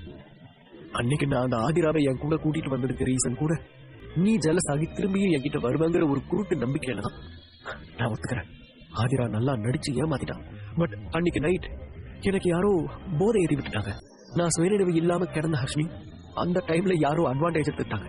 யாரோ அப்கோர்ஸ் ஆதிரா தான். அவளை நான் அப்புறம் கவனிச்சுக்கிறேன். ஆனா நீ என் மூஞ்சில முழிச்சிடாத. நீ எனக்கு வேண்டும் எனும் விதமாய் ஆரம்பித்தவன் நீ எனக்கு வேண்டவே வேண்டாம் என்பது போல முடித்துவிடு. உண்மையெல்லாம் கூறி அவன் தன்னை அழைத்து செல்வான் என்று ஹர்ஷினி ஏங்க ஆரம்பித்த தருணம் அவளின் கையை அடியோடு விட்டான் விக்னேஷ். எனக்கு எப்படி இதெல்லாம் தெரியும் விக்கி? இந்த மாதிரி டெய்லி போட்டோஸ் வந்தா எந்த பொண்ணா இருந்தாலும் இப்படிதானே முடிவெடுப்பா. தன்னை எப்படியாவது புரிந்து கொள்வான் எனும் நம்பிக்கையில் அவள் உரைக்க, ஷட் அப் யூ பிளடி. என்னடி உன் முடிவு? நீ பாட்டுக்கு ஏதேதோ போட்டோல பாப்ப, என்கிட்ட கூட அதை காட்டாம நீயா ஒரு முடிவு எடுத்துப்ப. நீ உன்னையும் என்னையும் பத்தி தான் யோசிக்கல. It's okay, but what about my baby? அது உன் வயதுல வளருதுங்கிற ஒரே காரணத்துக்காக உன் கூட சேர்ந்து என்னோட வாரிசும் கஷ்டத்தை அனுபவிக்கணுமா? யார பத்தியும் யோசிக்காம சுயநலமா ஒரு முடிவு எடுத்துட்டல. உன்னால என் வீட்டுல கஷ்டப்படாத ஆளுங்களே இல்ல. அதுலயும் உன் அம்மாவோட பர்ஃபார்மன்ஸ் ஐயோ தாங்க முடியல. தாத்தாவையும் பாட்டியையும் படுக்க வச்சிட்டாங்க. ராணி மாதிரி உன்னை நான் ட்ரீட் பண்ணனா இங்க வந்து யாரோ பரதேசி நாய்ங்க கிட்ட கண்ட நேம் எல்லாம் வாங்கி கேவலப்பட்டு நிக்கிறேன். நீ சொன்ன அந்த 4 வருஷ காதல கொண்டுட்டு உன்னாலேயே போக முடிஞ்சதுன்னா வைகாட்டை நீ என்னடி என்ன வேணான்னு சொல்லிட்டு போறது? இப்ப நான் சொல்றேன், நீ எனக்கு வேணாம். அவள் கண்கள் கண்டு நேருக்கு நேராய் இதுதான் என் முடிவென கூறியவன் அடுத்து ஒரு நொடி கூட அங்கு தாமதிக்காமல் விறுவிறுவென வெளியே சென்று விட, அவ்வளவுதான். அவனை மீண்டும் அழைக்கவும் முடியாமல் போகிறவனை தடுக்கவும் முடியாமல் போகும் அவனையே பார்த்துக் கொண்டிருந்தவள் நிலை தடுமாறி மீண்டும் நிலத்தில் தொப்பெற்று அமர்ந்துவிட, விக்னேஷ் போன பின்னும் அங்கிருந்தவர்களின் முகத்தில் இருந்த அதிர்ச்சி மாறவில்லை. சங்கரியே தன்னிலை மறந்து நின்று கொண்டிருந்தார் என்றால் மீராவின் நிலையை சொல்லவா வேண்டும் என்று அவள் தன் தோழியை நம்பி வாயை மூடிக்கொண்டிருந்திருந்தால் அவளுக்கு இந்த அவள நிலை வந்திருக்காது அல்லவா? எப்பேற்பட்ட ஒருத்தியை ஒரே நொடியில் கேவலமான ஒரு பெண்ணாய் மாற்றிவிட்டாளே. விக்னேஷ் வெளியில் சென்று விட்டான் தான். ஆனால் அவனுக்கு இந்த விடயம் ஞாபகம் வரும்போது தங்களை என்ன செய்வான் என்று நினைக்கும் போதே சங்கரியின் உடல் முழுவதும் நறுக்கம் காண ஆரம்பித்தது. அதற்கு மேல் ஹர்ஷினியை வெளியே துரத்த அவர் நாவுக்கு சக்தி இருக்கவில்லை. அவர்களை சுற்றி இருந்த காற்று கூட அதில் அசையாமல் வேடிக்கை பார்த்துக் கொண்டிருக்க ஹர்ஷினியின் எண்ணங்களும் தன் கணவன் பேசிவிட்டு சென்ற வார்த்தைகளிலேயே விடிந்துவிட்டாலும் இவனின் கண்கள் மட்டும் உறக்கத்தை தழுவி இருக்கவில்லை. கயல் எதையோ நினைத்து வெகுவாய் பயந்து போயிருக்கிறாள் என்பது மட்டும் அவனுக்கு சர்வ நிச்சயமாய் தெரிந்திருந்தது. என்னவா இருக்கும்? சரி, அவள் இருந்ததும் அவகிட்டே கேட்கலாம். தனக்குள் சிந்தித்தபடி மெல்ல அவளை நகர்த்தி படுக்க வைத்துவிட்டு எழுந்தவன் ஒரு குளியலை முடித்துக் கொண்டவனாய் வெளியே வர, அப்போதும் கயல் உறங்கிக் கொண்டுதான் இருந்தாள். கயல் குட்டி. மெல்ல அவள் கண்ணம் தட்டி அவன் எழுப்ப சிறு முனகல் சத்தம் மட்டுமே அவளிடமிருந்து வந்தது. இன்னும் சிறிது நேரம் அவள் உறங்கட்டும் என்று யோசித்தவன் தனியாக கீழே இறங்கி செல்ல அவனை வாய்ப்பிழந்து பார்த்தார் வைதேகி. என்னடா சீக்கிரமாவே கீழே வந்துட்ட, கையில் எங்கடா? அவர் கேட்க திருதிருவென முடித்தவன் என்ன சொல்வது என்று தெரியாமல் தடுமாறினான். முதல் இரவு நடக்கவில்லை, அதனால் தான் சீக்கிரமாக எழுந்து கீழே வந்து விட்டேன் என்று தாயிடம் எப்படி கூற முடியும் அவனால்? டேய், உன்கிட்ட தாண்டா நான் கேட்டுக்கிட்டு இருக்கேன். அப்படியே நின்னு ஏதோ யோசிச்சுட்டே இருக்க, என்னாச்சு? தன் மகனின் முகத்தில் கண்ட உணர்ச்சி சாதாரணமானது அல்ல என்பதை தாய் மனம் புரிந்து கொள்ள இவ்விதம் கேட்டார் வைதேகி. அதெல்லாம் எதுவும் இல்லம்மா, அவ நைட் ஏதோ கெட்ட கனவு கண்டுட்டா, அதனால தூங்க லேட் ஆயிடுச்சு. இன்னும் என்ன கனவுன்னு எனக்கு தெரியல, அதை பத்தி தான் நான் திங்க் பண்ணிட்டு இருக்கேன். சிந்தனையினூடே அவன் கூற, சரி வா, இப்படி வந்து உட்காரு, நான் உனக்கு பிரேக்ஃபாஸ்ட் எடுத்து வைக்கிறேன். இன்னைக்கு ஆபீஸ்க்கு போக வேணாம், அவ வேற கெட்ட கனவு கண்டான்னு சொல்ற, அவளுக்கு ஆறுதலா அவ பக்கத்திலேயே இரு. அம்மா கூற அப்படியே கேட்டுக்கொண்டான் மகன். அவன் சாப்பிட ஆரம்பித்து சிறிது நேரத்திலேயே கண்ணை கசக்கி கொண்டு கீழே இறங்கி கயல் வர, வாமா வா, பசிக்குதா, சாப்பிட்றியா, இல்லனா ஃபர்ஸ்ட் காஃபி குடிக்கிறியா? கேட்டுக்கொண்டே கயலின் அருகே வந்து அவளின் கூந்தலை அவர் வருட தன் அம்மாவின் கரிசனையில் மெய் சிலிர்த்து போனான் யுகன். ஒரு வீட்டில் மாமியார் சரியாக அமையவில்லை என்றால் அது வந்திருக்கும் மருமகளுக்கு வீடாக இல்லாமல் நரகமாய்தான் இருக்கும். ஆனால் தினம் தினம் கயலுக்கு சொர்க்கத்தை காட்டிக் கொண்டிருக்கும் இவரின் பேரன்பின் வெளிப்பாடு கயலில் உள்ளத்தை நெகிழச் செய்தது. பக்கத்துல யுகன் இருக்கல, அதான் பயத்துல எழுந்து வந்தேன். நீங்க சாப்பிட்டீங்களா? ஒரு குழந்தையிடம் கேள்வி கேட்டால் எப்படி உள்ளதை உள்ளபடி கூறுமோ அதே போலத்தான் இருந்தது கயலின் பதிலும். அவள் கூறியதை கேட்டு யுகன் சத்தம் வராமல் சிரிக்க, பின்னால் இருந்த கயலுக்கு இது தெரிந்திருக்க வாய்ப்பில்லை. அதே ரிஷி பேலஸில் விக்னேஷ் வீட்டுக்கு வருவதற்கு முன்பே ஆத்விக்கும் ரிஷியும் அலுவலகம் கிளம்பிவிட விக்னேஷிடம் கேள்வி கேட்டு அவனை துன்புறுத்த அங்கு யாரும் இல்லாமல் போனதும் நல்லதுதான். என்ன நடந்தது என்று கேள்வி கேட்பதன் மூலம் விக்னேஷின் ஹர்ஷினி மீதான கோபம்தான் அதிகரிக்குமே தவிர அது குறைய வேண்டும் என்றால் அவனுக்கு தேவையானது எல்லாம் ஒரு தனிமைதான். அதை கொடுக்க நினைத்துத்தான் இவ்வளவு சீக்கிரமே ரிஷி அலுவலகம் கிளம்பினானோ என்னவோ. தன் தம்பியின் வாய் அறிந்து அவனையும் இழுத்துக்கொண்டே சென்றிருந்தான். இயலாமையில் வீட்டுக்கு வந்தவன் மீண்டும் சென்று நின்றது என்னவோ ஹர்ஷினியின் புகைப்படத்திற்கு முன்புதான். உண்மையை சொல்ல வேண்டுமென்றால் சில நாட்களாக அவன் மனம் விட்டு அவளுடன் பேசியதை விட அவளது புகைப்படத்துடன் பேசியதுதான் அதிகம். என் மேல ஏன் உனக்கு நம்பிக்கை இல்லாம போச்சு ஹர்ஷினி? ஆதிரா கிட்ட இருந்து தேவையில்லாத போட்டோஸ் வந்தா அவ கண்ணத்துல 4 கொடுத்தாச்சும் நீ பதிலடி கொடுத்துருக்க வேணாமா? நீ சாகடிச்சு விளையாட என் காதல் தான் உனக்கு கிடைச்சதா? ஆற்றாமையுடன் கேட்ட ஆண்மகனின் ஆதங்கத்தில் ஒரு துளி இருந்திருந்தால் கூட ஹர்ஷினிக்கு வீட்டை விட்டு வெளியே செல்ல மனம் வந்திருக்காது. வெளியே போனவன் மீண்டும் அறைக்குள்ளே வந்து அடைந்து கொண்டதை பார்த்த தாரணிக்கு தன் மகனின் வாழ்க்கையை எண்ணி கவலைதான் அதிகரித்துக் கொண்டே சென்றது. இருப்பினும் நடக்க வேண்டிய காரியங்களை பார்க்க வேண்டும் என்பதற்காக சாருவின் அறை நோக்கி அவர் செல்ல சாருவும் ராகவும் ஒன்றாக அறையிலிருந்து வெளியே வந்தார்கள். என்னத்த முகமெல்லாம் ஒரு மாதிரி இருக்கு? சட்டென்று அந்த முகவாட்டத்தை கண்டுபிடித்தவன் அவரிடம் கேட்க, எல்லாம் இந்த விக்னேஷ் பையல பத்தி தான் தம்பி. சரி அதை விடுங்க, கீழே எல்லாரும் உங்களுக்காக தான் வெயிட் பண்ணிட்டு இருக்காங்க, சீக்கிரமா வாங்க. கூறிவிட்டு அவர் முன்னால் நடக்க இவர்கள் இருவரும் பின்னால் வந்தார்கள். ஹாலில் வசுந்தரா, தாரணி, சந்திரன், விஜயேந்திரன், நந்தினி, சஞ்சனா, மகத்தி என அனைவரும் அமர்ந்திருக்க அப்போதுதான் மாடிப்படிகளிலிருந்து இறங்கி வந்த மாறன் அனைவரிடமும் கூறிவிட்டு அலுவலகத்திற்கு சென்றான். அத்தனை பேரும் அங்கு கூடியிருக்க தாமரை மட்டும் தன் அறையில் முடங்கி கிடந்தார். இந்த மாதிரி டைம்ல வளகாப்பு வைக்கிறது ஓகே தானா? பெண்கள் சமாச்சாரம் தனக்கு தெரியவில்லை என்பது போல அவர் கேட்டு வைக்க, மாமா அத்தையோட நிலைமை இந்த அளவுக்கு மோசமா போனதுக்கு காரணம் இந்த வீட்டுல நடக்கிற தப்பான விஷயங்கள் தான். அதை சரி பண்ணணும்னா வீட்டுல கண்டிப்பா ஒரு நல்ல விஷயம் நடந்தே ஆகணும். நம்ம கைவசம் இப்ப இருக்கிறது சாருவோட வளகாப்பு தான். நமக்கு வேற ஆப்ஷன் இல்ல, அதுவும் நாளைக்கு பண்ணி ஆகணும். அவர் சரியாக விடயத்தை கூற அறைக்குள் அமர்ந்திருந்த தாமரையின் செவிகளிலும் இது கேட்கத்தான் செய்தது. நானும் எத்தனையோ முறை இந்த விஷயத்துல சண்டை போட்டுட்டேன். நான் அழுது ஆர்ப்பாட்டம் பண்ணும்போது மட்டும் தியாக சிகரங்கள் மாதிரி பேசிட்டு நான் அந்த பக்கம் போனதும் எல்லாத்தையும் மறந்து போயிடுதுங்க. என்ன மாதிரியான ஜென்மங்க இந்த குடும்பத்துல இருக்கிறவங்க? சீ! மனம் குன்றி போனவர் தன்னுடைய காதை தீட்டி மேலும் என்ன பேசுகிறார்கள் என்று கேட்கலானார். அதே நேரம் யுகனின் வீட்டில் கயலுக்கு உணவை கொடுத்துவிட்டு அவள் சற்றே சகஜமான நிலைக்கு திரும்பியதும் அவளின் அருகே ஒரு பக்கம் யுகனும் மறுபக்கம் வைதேகியும் வந்து அமர்ந்து கொண்டார்கள். கயல், கணவன் அவன் மெல்ல அழைக்க, சொல்லுங்க யுகன். சாதாரணமாகத்தான் அவளும் கேட்டாள். அவளுடைய இந்த சாதாரண மனநிலையை எடுத்துவிடப் போகிறாயா என்று வைதேகி கண்களாலேயே தன் மகனிடம் கேள்வி எழுப்ப இதில் ஏதோ தான் அறிந்து கொள்ள வேண்டிய விஷயமும் இருக்கிறது என்று அதே விழிகளாலேயே தன் அம்மாவுக்கு பதில் கூறினான் மகன். நேத்து நீ என்ன கனவு கண்ட கயல்?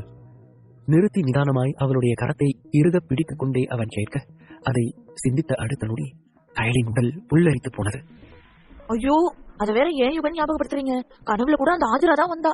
அவ அங்க வந்து மிரட்டிட்டு போனால, அத நினைச்சிட்டு படுத்ததால அந்த மாதிரி கனவு வந்திருக்கலாம். அவ சொன்ன மாதிரியே உங்களை கொல்ற மாதிரி கனவு கண்ட, அதனாலதான் அவ்வளவு பயந்து போயிட்டேன். கூறிக்கொண்டே யுகனின் ஒரு கரத்தையும் வைதேகியின் ஒரு கரத்தையும் அவள் பற்றிக் கொள்ள ஏதோ உலகில் மாபெரும் இரு சக்திகள் அவளுக்கு துணையாய் வந்து அமர்ந்து கொண்டது போல இருந்தது கயலுக்கு. அவ ஒரு பைத்தியக்காரி, அவெல்லாம் ஒரு ஆளுன்னு அவ சொல்றத கேட்டு பயந்தியா கயல்? தன் மருமகளை அவர் தேற்ற முயல, நோ, நான் இன்னொரு விஷயம் சொல்லணும். நான் பயந்ததுக்கு காரணம் அது மட்டும் இல்ல, நேற்று ரிசப்ஷனுக்கு சுதாமா வந்தாங்கல்ல என்று ஆரம்பித்து அவர் கூறியது முழுவதையும் அவள் கூறி முடிக்க அருகிலிருந்து இருவரும் தான் இப்போது அதிர்ந்து போயிருந்தார்கள். நீ இப்போ எந்த பேரை சொன்ன? தான் கேட்டது நிஜம்தானா என்று அறிந்து கொள்வதற்காக அவன் மீண்டும் கேட்க, அர்ஷினி அந்த மாதிரி தான் ஏதோ ஒரு பேரு சொன்னாங்க. அந்த பொண்ணு யாருன்னு கண்டுபிடிச்சு நம்மளால முடிஞ்சா காப்பாத்திடணும். நல்லுள்ளம் கொண்டு அவள் யோசிக்க ஹர்ஷினி என்றால் யார் என்று ஏற்கனவே தெரிந்திருந்த யுகனுக்கு இது பெரும் அதிர்ச்சியாயிருந்தது. ஹர்ஷினி விஸ்வநாதனோட பொண்ணா? அப்புறம் இந்த ஆதிரா இவெல்லாம் வாழ தகுதி இல்லாத ஜென்மம். நான் உடனடியா விக்னேஷ் சாரை பார்க்கணும். அவன் பரபரப்பாக கூற பெண்கள் இருவருக்கும் விஷயம் பிடிபடவில்லை. அந்த அஸ்வினிங்கிற பொண்ணு எங்க இருக்குன்னு பாரு யுகன். கையல் மாதிரி யாராவது அப்பாவி பொண்ணா இருந்தா ஈஸியா அவ கொன்னுடுவா. போயும் ஒரு கல்யாணம் ஆன பொண்ணோட புருஷனுக்கு ஆசைப்படுறாளே, என்ன மாதிரியான கேவலம் கெட்டவ இவ. கயலை தன் மார்போடு அணைத்துக் கொண்டு அவர் கூற, அம்மா, உங்களுக்கு ஞாபகம் இருக்கான்னு தெரியல, நானும் மாறன் சாரும் சேர்ந்து விக்னேஷ் சார அவரோட வைஃப் கூட சேர்த்து வச்சோம்னு சொன்னல. ஆமா, அவங்க தாமா இவ சொல்ற ஹர்ஷினி. கூறியவன் ஒரு நொடி கூட தாமதிக்காமல் எழுந்து விக்னேஷை தேடி ஓடினான். இரு உயிர் சம்பந்தப்பட்ட விடயம் என்பதால் அடித்து பிடித்து ஓடி வந்த யுகன் ரிஷி பேலஸுக்குள் வந்தான். என்னப்பா புது மாப்பிள இந்நேரம் வந்திருக்க? நக்கலான துணியில் அவர் கேட்க, சிரித்து பேசும் மனநிலையில் அவன் தான் இருக்கவில்லை. அவன் முகத்தில் ஏதோ ஒரு கலவரத்தை கண்டவர் தன் நடையை வேகப்படுத்தி அவன் அருகே சென்றார். என்னாச்சு தம்பி? அவர் கேட்க நொடியும் தாமதிக்காதவன், விக்னேஷ் சாரை நான் பார்க்கணும். கூறும்போதே பெருமூச்சுக்கள் அவனில் இருந்து வெளியாகி கொண்டிருக்க ஏதோ முக்கியமான விஷயம் என்று மட்டும் புரிந்து கொண்ட வசுந்தரா விக்னேஷின் அரை பக்கம் மட்டும் கையை நீட்டி காட்ட, அப்போது சரியாக அங்கு வந்தார் தாரணி. ரூம் எல்லாம் அங்கதான் இருக்கு தம்பி. ஆனா அவனுக்கா தோன்ற வரைக்கும் அவன் கதவை திறக்க மாட்டான். உன்னால முடிஞ்சா ட்ரை பண்ணி பாரு. ஒரு விதமான வருத்தத்துடன் அவர் கூற, இந்த தடவை அவர் தொடர்ந்துதான் ஆகணும். இது அவரோட வாழ்க்கை பிரச்சனை என்று யுகன் கூறிக்கொண்டே மாடிப்படிகளில் ஏறி ஓடியவன் விக்னேஷின் கதவின் முன்னால் நின்று தன்னை ஆஸ்வாசப்படுத்திக் கொண்டான். விக்னேஷ் சார்! கதவில் இருமுறை அவன் தட்ட பதில் வரவில்லை. விக்னேஷ் சார், உள்ள இருக்கீங்களா? மீண்டும் கேட்க, யாரு? ஒற்றை சொல்லில் பதிலாய் வந்தது அவன் கேள்வி. சார், நான் யுகன் வந்திருக்கேன். தன் பேரை கூறியவுடன் கதவை திறந்துவிட மாட்டான் என்று தெரியும் தான். இருந்தும் கூறினான். அவன் நினைத்தது போலவே கதவு திறக்கப்படவில்லை. அதற்கு பதிலும் வரவில்லை. இதை கீழே இருந்து பார்த்துக் கொண்டிருந்த தாரணிக்கும் வசுந்தராவுக்கும் யுகனை பார்க்கவே பாவமாக இருந்தது. சார், நான் ஒரு முக்கியமான விஷயம் உங்ககிட்ட பேசணும். உங்க வைஃப் ஹர்ஷினி, என் வைஃப் கயல், அப்புறம் இதுல நிறைய பேர் சம்மந்தப்பட்டிருக்காங்க சார். தன்னால் இயன்றவரை அவன் விக்னேஷை கதவை திறக்க வைக்க முயற்சி செய்ய அவனுடைய முயற்சி வீண் போகவில்லை. ஹர்ஷினி என்ற நாமத்தை உச்சரித்ததும் அடுத்த கணம் அந்த கதவு திறந்து கொண்டது. இங்க பாத்தீங்களா, நாம கூப்பிட்டாதான் பெருசா அழுத்துப்பான். விழிகளை உருட்டி அவர் கூற, சரி பரவாயில்ல விடுதாரணி, அவன் எப்படியோ பழைய மாதிரி மாறிட்டா சந்தோஷம் தானே. பதில் கூறி தேற்றியவர் கையோடு தாரணியையும் அங்கிருந்து அழைத்துக் கொண்டே செல்ல வெளியில் நின்று கொண்டிருந்த யுகன் அறைக்குள் சென்றதும் மீண்டும் கதவு அடைக்கப்பட்டது. சொல்ல. கரகரவென ஒலித்த அவனுடைய குரலில் ஒரு பலமான சோகம் தெரிய, ஆதிராவோட வீட்டுல 30 வருஷமா வேலை பார்க்க சுதாங்கிற அம்மாவை பார்க்க போகலாமா? அடியும் இல்லாமல் நுனியும் இல்லாமல் அவன் கேட்க, அவங்கள இருக்கு நாம பார்க்க போகணும். புருவம் சுருக்கி புரியாமல் கேட்டான் அவன். இதை எந்த மாதிரி எக்ஸ்பிளைன் பண்றதுன்னு சத்தியமா எனக்கு தெரியல சார். ஆனா இதுல நீங்க தெரிஞ்சுக்க வேண்டியது நிறைய இருக்குன்னு மட்டும் எனக்கு நல்லா தெரியும் என்று அவன் கூற, அதுக்கே நான் உன் கூட வரணும். இன்னுமே புரியவில்லை விக்னேஷுக்கு. பிகாஸ் என்னோட வைஃப் ஹர்ஷினி மேடத்தோட தங்கச்சி. அவன் கூறிய அடுத்த கணம் அதிர்ந்த விழிகளுடன் யுகனை பார்த்தான் விக்னேஷ். என்ன சொல்ற? தான் காதால் கேட்டது உண்மைதானா என்று தெரிந்து கொள்வதற்காக அவன் மீண்டும் கேட்க, எஸ், அவங்க 2 பேரும் சிஸ்டர்ஸ். இது மாதிரி நமக்கு தெரியாத இன்னும் நிறைய விஷயங்கள் இருக்கு. அது அந்த அம்மாவுக்கு மட்டும்தான் தெரியும். அதனாலதான் உங்களை கூப்பிட வந்தேன். பதில் கூறியவனை ஏறெடுத்து பார்த்த விக்னேஷ் 2 நிமிடங்களில் தயாராகி வந்ததும் இருவரும் காரை எடுத்துக்கொண்டு எங்கோ கிளம்ப போகும் அவர்களையே பார்த்துக் கொண்டிருந்தார்கள் வீட்டில் உள்ளவர்கள். விக்னேஷின் கார் வீதியில் பறக்க குறைந்த நேரத்திற்குள்ளேயே சுதாவின் வீட்டை இருவரும் அடைந்தார்கள். அவரும் அப்போதுதான் ஆதிராவின் வீட்டிற்கு வேலைக்கு செல்வதற்காக தன் வீட்டிலிருந்து வெளியே வந்து கொண்டிருக்க வாசலில் நின்று கொண்டிருந்த யுகனை பார்த்ததும் ஆனந்தம் கொண்டார். ஐயோ மாப்பிள, இப்படி திடீர்னு வந்துட்டீங்களே. வீட்டுல வேற உங்களுக்கு கொடுக்கறதுக்கு என்கிட்ட எதுவுமே இல்லையே. கையில் எங்க தம்பி, அவளையே கூட்டிட்டு வந்திருக்கலாமே.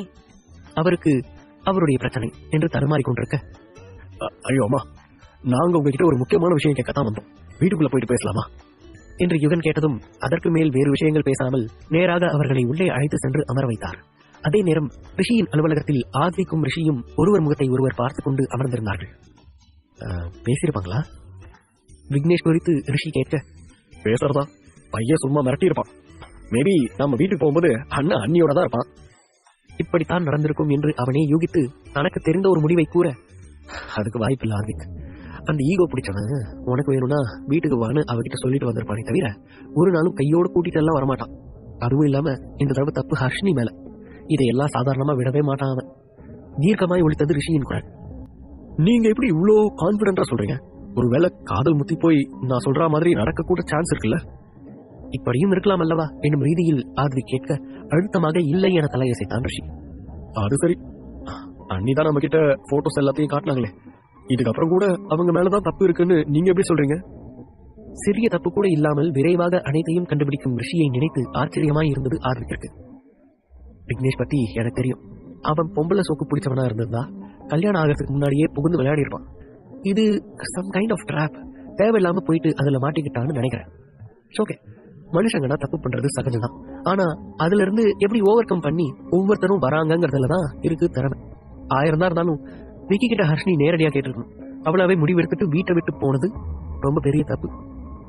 சஞ்சனா இவ்விதம் செய்தாலும் தான் என்ன முடிவை எடுப்பானோ அதையேதான் விக்னேஷும் செய்வான் என ஏற்கனவே அறிந்திருந்தான் ரிஷி. படக்கடவுளே, இவன் பாட்டுக்கு உனக்கு வேணும்னா வான்னு சொல்லிட்டு வந்துட்டா, மானோ ரோஷோன்னு சொல்லிட்டு அண்ணியும் வீட்டுக்கு வராமலே இருந்தா என்ன பண்றதுனா? கவலையாக ஆத்விக் கேட்க, எனக்கு விக்னேஷ் பத்தி தான் தெரியும், ஹர்ஷினி பத்தி அவ்வளவா தெரியாது.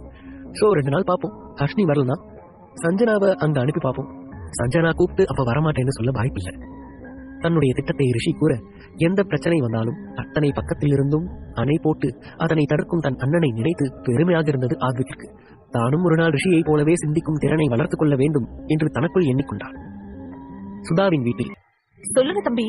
பணிவாய் அவர் கேட்க, நேற்று ரிசப்ஷன்ல கயல் கிட்ட நீங்க சொன்ன விஷயங்களை இவர்கிட்டயே சொல்லுங்க என்று யுகன் கூற, இவர் யார்? இவரிடம் நான் எதற்கு சொல்ல வேண்டும் எனும் ரீதியில் விக்னேஷையும் யுகனையும் மாறி மாறி பார்த்துக் கொண்டிருந்தார் அவர். இவர் யாருன்னு தானே யோசிக்கிறீங்க? இவர்தான் அந்த நீங்க சொன்ன ஹர்ஷினி அப்படிங்கிற பொண்ணோட ஹஸ்பண்ட். விளக்கமாய் அவன் எடுத்து கூற பெருமூச்சு ஒன்றை இழுத்து விட்டார் சுதா. அப்படின்னா நீங்க தெரிஞ்சுக்க வேண்டிய கதை ரொம்ப வருஷத்துக்கு முன்னால இருந்து ஆரம்பிக்கும். இன்னைக்கு நேத்து நடந்தது இல்ல இது. இது கையிலோடதும் அர்ஷினியோடதுமான 30 வருஷ போராட்டம். 30 வருஷத்துக்கு முன்னாடி ராகவேந்திரன் ஒரு பணக்காரர் இருந்தாரு. நான் அவர் வீட்டோட சீஃப் சர்வெண்ட். பேருக்கு ஏத்த மாதிரியே அவர் ராகவன் தான். அவர் ஒரு சுயாதீனமான தலைவர். யாருக்கு என்ன வேணாலும் பார்த்து பார்த்து பண்ற ஒரு மகான். ஊருக்கே நல்லது பண்ணாலும் அவருக்கு வாய்ச்ச மனைவி சரியில்லாம போயிட்டா. ராகவ ஐயா அவரோட காசு பணத்தை எல்லாம் தர்ப்பமா கொடுக்கறத அவ கொஞ்சம் கூட விரும்பினதே இல்ல. அந்த நேரத்துல அவளுக்கு 2 பசங்க நல்லா வளர்ந்த தடிமாடுங்க மாதிரி இருந்தானுங்க. ஒருத்தன் பேரு விஸ்வநாதன், இன்னொருத்தன் பேரு சிவநாதன். எந்த நேரத்துல பேரை வச்சாங்கன்னு தெரியல. அந்த பேருக்கும் அதுங்களுக்கும் சம்பந்தமே இல்ல. 2 பேரும் அவங்க அம்மா மாதிரியே தான். காசுக்கு அலைகிற ஜென்மங்க. ஒரு நாள் அம்மாவும் 2 பிள்ளைங்களும் சேர்ந்து ஐயாவை கொல்றதுக்காக திட்டம் போட்டாங்க என்று சுதா கூற கூற, இப்படியும் மனிதர்களா என்றுதான் என்ன தோன்றியது விக்னேஷுக்கும் யுகனுக்கும். அப்படி சுதா என்ன கூறினார்? சுதா கூற கூற 2 ஆடவர்களும் முதுகுத்தண்டு சில்லிட அப்படியே அமர்ந்திருந்தார்கள். ராகவன் சாரோட மனைவி ஒரு ராட்சசி. அவளுக்கு பிறந்ததுங்க அவள மாதிரியே ராட்சசனுங்க தான். அதுலயும் 2வது பிறந்தவன் குடிக்காத பொண்ணுங்களோட ரத்தமே இல்ல. அப்பாவி பொண்ணுங்க யாராவது கண்ணுல பட்டுட்டாலே அவளுங்க வாழ்க்கையை நாசம் பண்ணிட்டு தான் அடுத்த வேலையை பாப்பானுங்க. இவனுங்க பண்ற அட்டூழியம் தாங்க முடியாம அந்த ஐயா கவலைப்படாத நாளே இல்ல. அழுது அழுது நெஞ்சு வருத்தம் வந்தே கொஞ்ச நாள்ல அவர் செத்தும் போயிட்டாரு. அந்த நல்ல மனுஷன் செத்து போனதும் இந்த நாய்களோட ஆட்டம் கூடி போச்சு. இந்த 2 பேர்ல விஸ்வநாதன்ற பையன் மட்டும் ஓரளவுக்கு பரவாயில்ல. அப்பா பேச்ச அப்பப்போ கேட்பான். ஒரு நாள் அந்த பையன் வெளியூர்ல படிக்க போனப்ப ஒரு பொண்ணை பார்த்து காதலிச்சான். எனக்கு தெரிஞ்சு அவங்கதான் அந்த அர்ஷினி பொண்ணோட அம்மாவா இருக்கணும். காதல் யார வேணாலும் மாத்தோம் இல்லையா? அதே மாதிரி அந்த ராட்சசனையும் அது மாத்துச்சு. எந்த அளவுக்குன்னா அந்த குடும்பமும் சொத்தும் வேணான்னு தூக்கி போட்டுட்டு போற அளவுக்கு அந்த பொண்ணு அவன் காதலிச்சான். சுதா கூற, அப்படியா எனும் ரீதியில் வாய் பிளந்து அவரை பார்த்து கொண்டிருந்தான் விக்னேஷ். அவனின் முகத்தில் தெரிந்த அதிர்ச்சி ரேகைகளை பார்த்தபடியே கதையை தொடர்ந்தார் சுதா. அந்த பொண்ணை காதலிச்சது மட்டும் இல்லாம அந்த பொண்ணதான் கல்யாணம் பண்ணிக்க போறேன்னு அந்த ராட்சசிகிட்டையும் வந்து சொன்னான். நல்ல அம்மாவா அந்த பொண்ணுக்கு இவனை கல்யாணம் பண்ணி வச்சிருந்தா இந்த குடும்பம் என்னைக்கோ திருந்திருக்கும். ஆனா அந்த கேடு கெட்டவ முதல்ல கேட்ட கேள்வி, நீ லவ் பண்ற பொண்ணுகிட்ட எவ்வளவு சொத்து இருக்குன்னுதான். மனுஷன் ஆடி போயிட்டாரு. ஏனோ அவரோட அம்மாவை அவருக்கு பிடிக்கல. முதல் தடவை அம்மாவோட வார்த்தையை மீறி வீட்டை விட்டு வெளியே போனாரு. எனக்கு தெரிஞ்சு அவர் காதலிச்ச பொண்ணோட பேரு தாமரை. அந்த பொண்ணு ஆசையா கல்யாணமும் பண்ணிக்கிட்டாரு. நல்லாதான் அவங்க வாழ்க்கை போயிட்டு இருந்துச்சு. ஒரு நாள் அவரோட பழைய ஃப்ரெண்ட் யாரோ அவரை சந்திச்சப்போ பழைய வாழ்க்கையை ஞாபகப்படுத்திட்டாங்க. அன்னைக்கு அவர் அதிகமா குடிச்சிருந்ததால பொண்டாட்டி கூட சண்டையும் வந்திருக்கு. இப்படி சண்டை போட்டுட்டு வாழறதுக்காகவா நான் அந்த பணக்கார வாழ்க்கையை விட்டுட்டு வந்தேன்ற கோபம் அவருக்குள்ள வளர ஆரம்பிச்சிச்சு. ஒரு கட்டத்துல பொறுக்க முடியாம திருப்பி வீட்டுக்கே வந்துட்டாரு. அவரோட நன்மை ஒருத்தர்கிட்ட சொல்லி அவரு செத்துட்டதா தாமரைய நம்ப வச்சாரு. அப்போன்னு பார்த்து அந்த பொண்ணு பிரெக்னண்டா இருந்திருக்கு. இது தெரியாத விஸ்வநாதன் அம்மா காட்டின பணக்கார பொண்ணு ஒருத்திய 2ஆம் தாரமா கல்யாணம் பண்ணிக்கிட்டான். விஸ்வநாதனை மறக்க முடியாத தாமரை தாம் பொண்ணுக்காகவே வாழ்ந்தா. அந்த பொண்ணையும் பெற்றெடுத்து அர்ஷினின்னு பேர் வச்சான். அதே மாதிரி இந்த பக்கம் சிவநாதன், அவன் எந்த பொண்ணோடையும் உண்மையா பழகுனதே இல்ல. விஸ்வநாத மாதிரி அவனுக்கும் ஒரு பொண்ணு பிடிச்சிருந்துச்சு. ஏழை வீட்டு பொண்ணுதான். அவங்க அப்பா ஒரு விவசாயி. கடன் தொல்லை தாங்க முடியாம அந்த பொண்ணு கிட்டத்தட்ட சிவநாதனுக்கு வித்துட்டான். அந்த பொண்ணையும் கல்யாணம் பண்ணிக்கிறதா சொல்லி தாலி கட்டி எல்லாமே மறுபடி பண்ணான். சட்டவிரோதமா கூட அவங்க கல்யாணம் நடக்கல. இருந்தாலுமே தன்னை எதிர்த்து அவளால என்ன செஞ்சிட முடியுங்கிற கர்வம் அந்த சிவநாதனுக்கு. 2 வருஷம் அந்த பொண்ணு கூட வாழ்ந்துட்டு அவளை விட அழகான பொண்ணு வந்ததும் கல்யாணம் பண்ணிக்கிட்டு கிளம்பிட்டான். அவன் போனா போகட்டும்னு விட்டுட்டு இருந்த இந்த பொண்ணு திடீர்னு கர்ப்பமாக்கிட்டா. குழந்தை அனாதையா போயிடக்கூடாதுன்ற ஒரே காரணத்துக்காக உயிர் வாழ்ந்தவ தன்னுடைய பொண்ணு 10 வயசு வரைக்கும் நல்லா வளர்த்தா. அந்த பொண்ணு வேற யாரும் இல்ல, நம்ம கையில் தான் தம்பி. அவர் பெரிய குண்டாய் தூக்கி இம்முறை போட ஆடிப்போய் நின்றான் யுகன். அப்படின்னா சிவநாதனோட லீகல் வாரிசு அண்ட் மூத்த வாரிசு கயல் தானா? அதிர்ந்து கேட்டவனை மேலும் அதிர்ந்து பார்த்தான் விக்னேஷ். ஏதோ ஒரு வீட்டில் அனாதையாய் வேலைக்காரியாய் இருந்த ஒரு பெண்ணை காதலித்து இப்போது ராணி போல வாழ வைத்துக் கொண்டிருக்கிறான் யுகன் என்ற கதைதான் அனைவருக்கும் தெரியவே தவிர அத்தனை சொத்துக்கு சொந்தக்காரியாய் கயல் இருப்பாள் என்று சத்தியமாக யாருமே எதிர்பார்க்கவில்லை. அதுக்கப்புறம் கயலோட அம்மா எதுக்காக சிவநாதன் கிட்ட போயிட்டு குழந்தை பிறந்த விஷயத்த சொல்லல? புரியாமல் கேட்டான் விக்னேஷ். சொன்னாங்களே தம்பி, அவங்க அப்படி சொன்னதுதான் கையிலோட வாழ்க்கைய அடியோட திருப்பி போட்டுடுச்சு. கூறியவர் சில நிமிடம் அழுது தீர்த்தவர் மனம் தாழாமல் நடுங்கிய குரலுடன் மீண்டும் பேச ஆரம்பித்தார். அன்னைக்கு அந்த அம்மா சிவநாதனோட வீட்டுக்கு வரும்போது கையலுக்கு 10 வயசு இருக்கும். தனக்கு ஏதோ நோய் வந்துட்டதாவும் இனிமே குழந்தைய அவர் தான் பாத்துக்கணும் அந்த அம்மா வந்து சொல்லுச்சு. அது மட்டும் இல்லாம தன்ன மாதிரியே தன்னோட மக வாழ்க்கையும் மாறிடக்கூடாதுன்ற ஒரே காரணத்துக்காக சட்டப்படி வாரிசான அவளுக்கு அத்தனை சொத்தையும் எழுதி வைக்கணும்னு கேட்டுச்சு. இத கேட்டு சிவநாதனோட 2வது பொண்டாட்டிக்கு அவ்வளோ கோபம். பாவம் அந்த பொண்ணு கையில விஸ்வநாதனோட 2வது பொண்டாட்டி பிடிச்சுக்கிட்டா. கையில் கண்ணு முன்னாடியே அந்த பொண்ணு அடிச்சே சாகடிக்க பாத்தாங்கப்பா அந்த படுபாவிங்க. கடைசியா அது உடம்புல கொஞ்சம் உசுறு இருந்துச்சு. அம்மாவை விட்டுடுங்கன்னு கையில் அவ அப்பா காலில போயிட்டு விழுந்து கெஞ்சினான். சின்ன குழந்தைன்னு கூட பாக்காம கையிலையும் சேர்த்து அடிச்சான் அந்த மகா கிராதகன். இது போதாதுன்னு ஒரு நாள் பூரா அந்த பொண்ண ரத்த காயங்களோட அப்படியே நடுவீட்டுல போட்டு வச்சிருந்தானுங்க தம்பி. தொடர்ந்து 3 நாள் அவங்கள அடிச்சு அடிச்சு கதறல் சத்தத்துல சந்தோஷப்பட்டுக்கிட்டாளுங்க. சிவநாதனோட 2வது பொண்டாட்டியும் விஸ்வநாதனோட 2வது பொண்டாட்டியும் கொஞ்சம் கொஞ்சமா உயிர் போற நிலைமையில அந்த பொண்ணு தள்ளாடிக்கிட்டு இருக்க. ஆதிரா வேற அப்ப அங்க வந்தா. 8 வயசு இருக்கும் போதே அவளுக்குள்ள அவ்வளவு வன்மம். தான் பங்குக்கு அவளும் போட்டு அடிச்சா. இது தாங்க முடியாத கையல் ஓடி போயிட்டு ஆதிரா அடிக்க அந்த நொடியே தண்டனை கொடுக்கறதா சொல்லிட்டு கையலோட கண்ணு முன்னாடியே அவ அம்மாவை எரிச்சு போட்டுட்டாங்க. குடிச்சு குடிச்சு அந்த உயிர் செத்தே போச்சு. அன்னையில இருந்து கையல் ஆதிராவுக்கு அடிமையா தான் இருந்தா. தன் அம்மாவோட சாவ கண்ணால பார்த்தவ அதுக்கப்புறம் ஆதிராவை எதிர்த்து பேச கூட துணியில. இந்த 20 வருஷத்துல கையல் அவ படுத்தாத பாடே இல்ல. நீங்க தான் கடவுள் மாதிரி அவ வாழ்க்கையில வந்தீங்க தம்பி. நீங்க ஒரு தைரியத்தோட ஒளியா அவ மனசுக்குள்ள அந்த அளவுக்கு இருந்தீங்கன்னு நேத்துதான் பார்த்தேன். ஆதிரா கிட்ட அதிர்ந்து கூட பேசாத கையல் நேத்து பலான்னு ஒண்ணு விட்டா பாருங்க, அவ்வளவு திருப்தியா இருந்துச்சு தம்பி. ஆனா அந்த ராட்சசிக்கு இதெல்லாம் போதாது, பெருசா கொடுக்கணும் தம்பி. திடீரென்று வந்த ஆவேசத்தில் பற்களை அவர் கடிக்க அமர்ந்திருந்த விக்னேஷ் மற்றும் யுகன் இருவருக்குமே ஆதிராவை கொள்ளும் ஆதிரம். இருவர் வாழ்க்கையிலும் அல்லவா அவள் விளையாடிவிட்டாள். இன்னொரு விஷயம் சொல்றேன், நல்லா கேட்டுக்கோங்க தம்பி. அது அன்னைக்கு ராகம் ஐயா கடைசி மூச்சுல இழுத்துக்கிட்டு இருந்தப்போ. மற்றும் ஒரு கதையையும் சுதா கூறி முடிக்க முதலில் ஆச்சரியமாக இருந்தது என்றால் அதற்கு பின் ஒரு பிரகாச ஒளி இரு ஆடவர்களின் முகத்திலும் தோன்றி மறைந்தது. அடியே ஆதிரா, உன்னை நான் ஒரு நாளும் சும்மா விட மாட்டேன். என் கையல்பட்ட கஷ்டம் எல்லாத்தையும் உனக்கு நான் டபுளா தருவேன், பார்த்துக்கிட்டே இரு. ஆதிராவின் உருவத்தை கண் முன் நிறுத்தி யுகன் கத்த விக்னேஷுக்கும் அவ்வளவு கோபம் அவள் மீது. அப்புறம் நீங்க தம்பி? விக்னேஷின் பெயரை மறந்து அவர் அழைக்க தன்னை தான் விழிக்கிறார் என்று தெரிந்து திரும்பி நின்றார். உங்க மனைவி கர்ப்பமா இருக்கிறதா அந்த ராட்சசி சொல்லிக்கிட்டு இருந்தா. அம்மாவையும் பிள்ளையையும் அவளுக்கு தேவையானதை அடையறதுக்காக என்ன வேணாலும் பண்ணுவா. அவளுக்கு நீங்க தான் வேணும் தம்பி. இந்த விஷயம் எல்லாம் உங்களுக்கு தெரிஞ்சிருச்சுன்னு காட்டிக்கிறதும் காட்டாததும் உங்க இஷ்டம். ஆனா அந்த அர்ச்சனை பொண்ண பத்திரமா வச்சுக்கோங்க. வெளியே எங்கேயும் தனியா அனுப்பிடாதீங்க தம்பி. அந்த பொண்ணு கொல்ற வேலைய அந்த பொண்ணோட அப்பங்கிட்டே கொடுத்திருக்கானா, அவ எப்படிப்பட்ட கேடியா இருப்பான்னு யோசிச்சு பாருங்க தம்பி. நான் சொல்றத சொல்லிட்டேன், அப்புறம் உங்க இஷ்டம். கூறிவிட்டு அவர் வெளியே கிளம்ப விக்னேஷும் யுகனும் கூட காரை எடுத்துக்கொண்டு கிளம்பினார்கள். இதுக்கு மேல ஹர்ஷினி மேடம் வெளியே இருக்கிறது சேஃப் இல்ல சார். என்ன சண்டையா இருந்தாலும் வீட்டுக்குள்ள சண்டை போட்டுக்கலாம்ல. மனம் கேளாமல் அவன் விக்னேஷிடம் கேட்டுவிட யுகனை திரும்பி அர்த்தம் புரிந்த பார்வை பார்த்த விக்னேஷின் விழிகளில் யுகன் எதை கண்டானோ ஒரு திருப்தியான புன்னகையை தங்கத்தில் படரவிட்டவாறு வண்டியை ஓட்டினான். ஹர்ஷினியை விக்னேஷ் வீட்டுக்கு அழைத்து வருவானா? தாத்தா பாட்டியின் உடல்நிலை என்ன ஆனது? சாருவின் வளைகாப்பை நடத்தி விடுவாரா தாமரை? நந்தினியால் குழந்தை பெற்றுக் கொள்ள முடியாது என்று அந்த வீட்டில் உள்ளவர்களுக்கு தெரிந்தால் நடக்கப் போகும் விபரீதம் என்ன?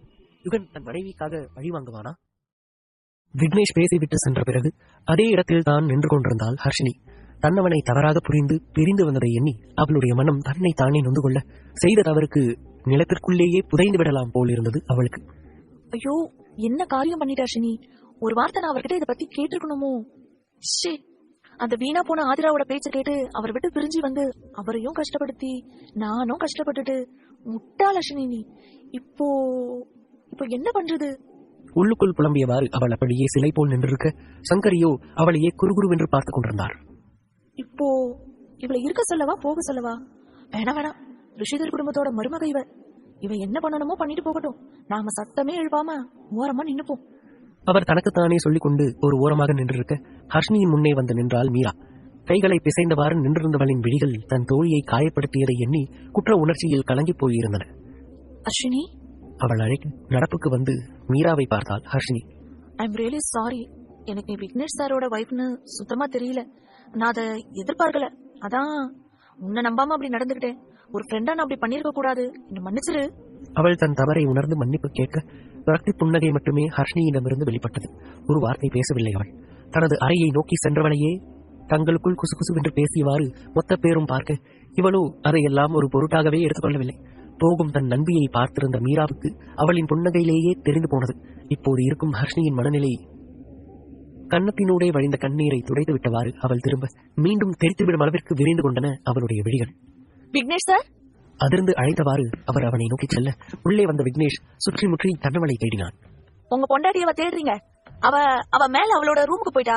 ஏய் மீரா, சார அஸ்வினியோட ரூமுக்கு அழைச்சிட்டு போ. அவர் பதறியபடி பேசிவிட்டு அவனை அழைத்து செல்லுமாறு மீராவிடம் சொல்ல விக்னேஷோ அவன் பாட்டிற்கு முன்னே நடந்தான்.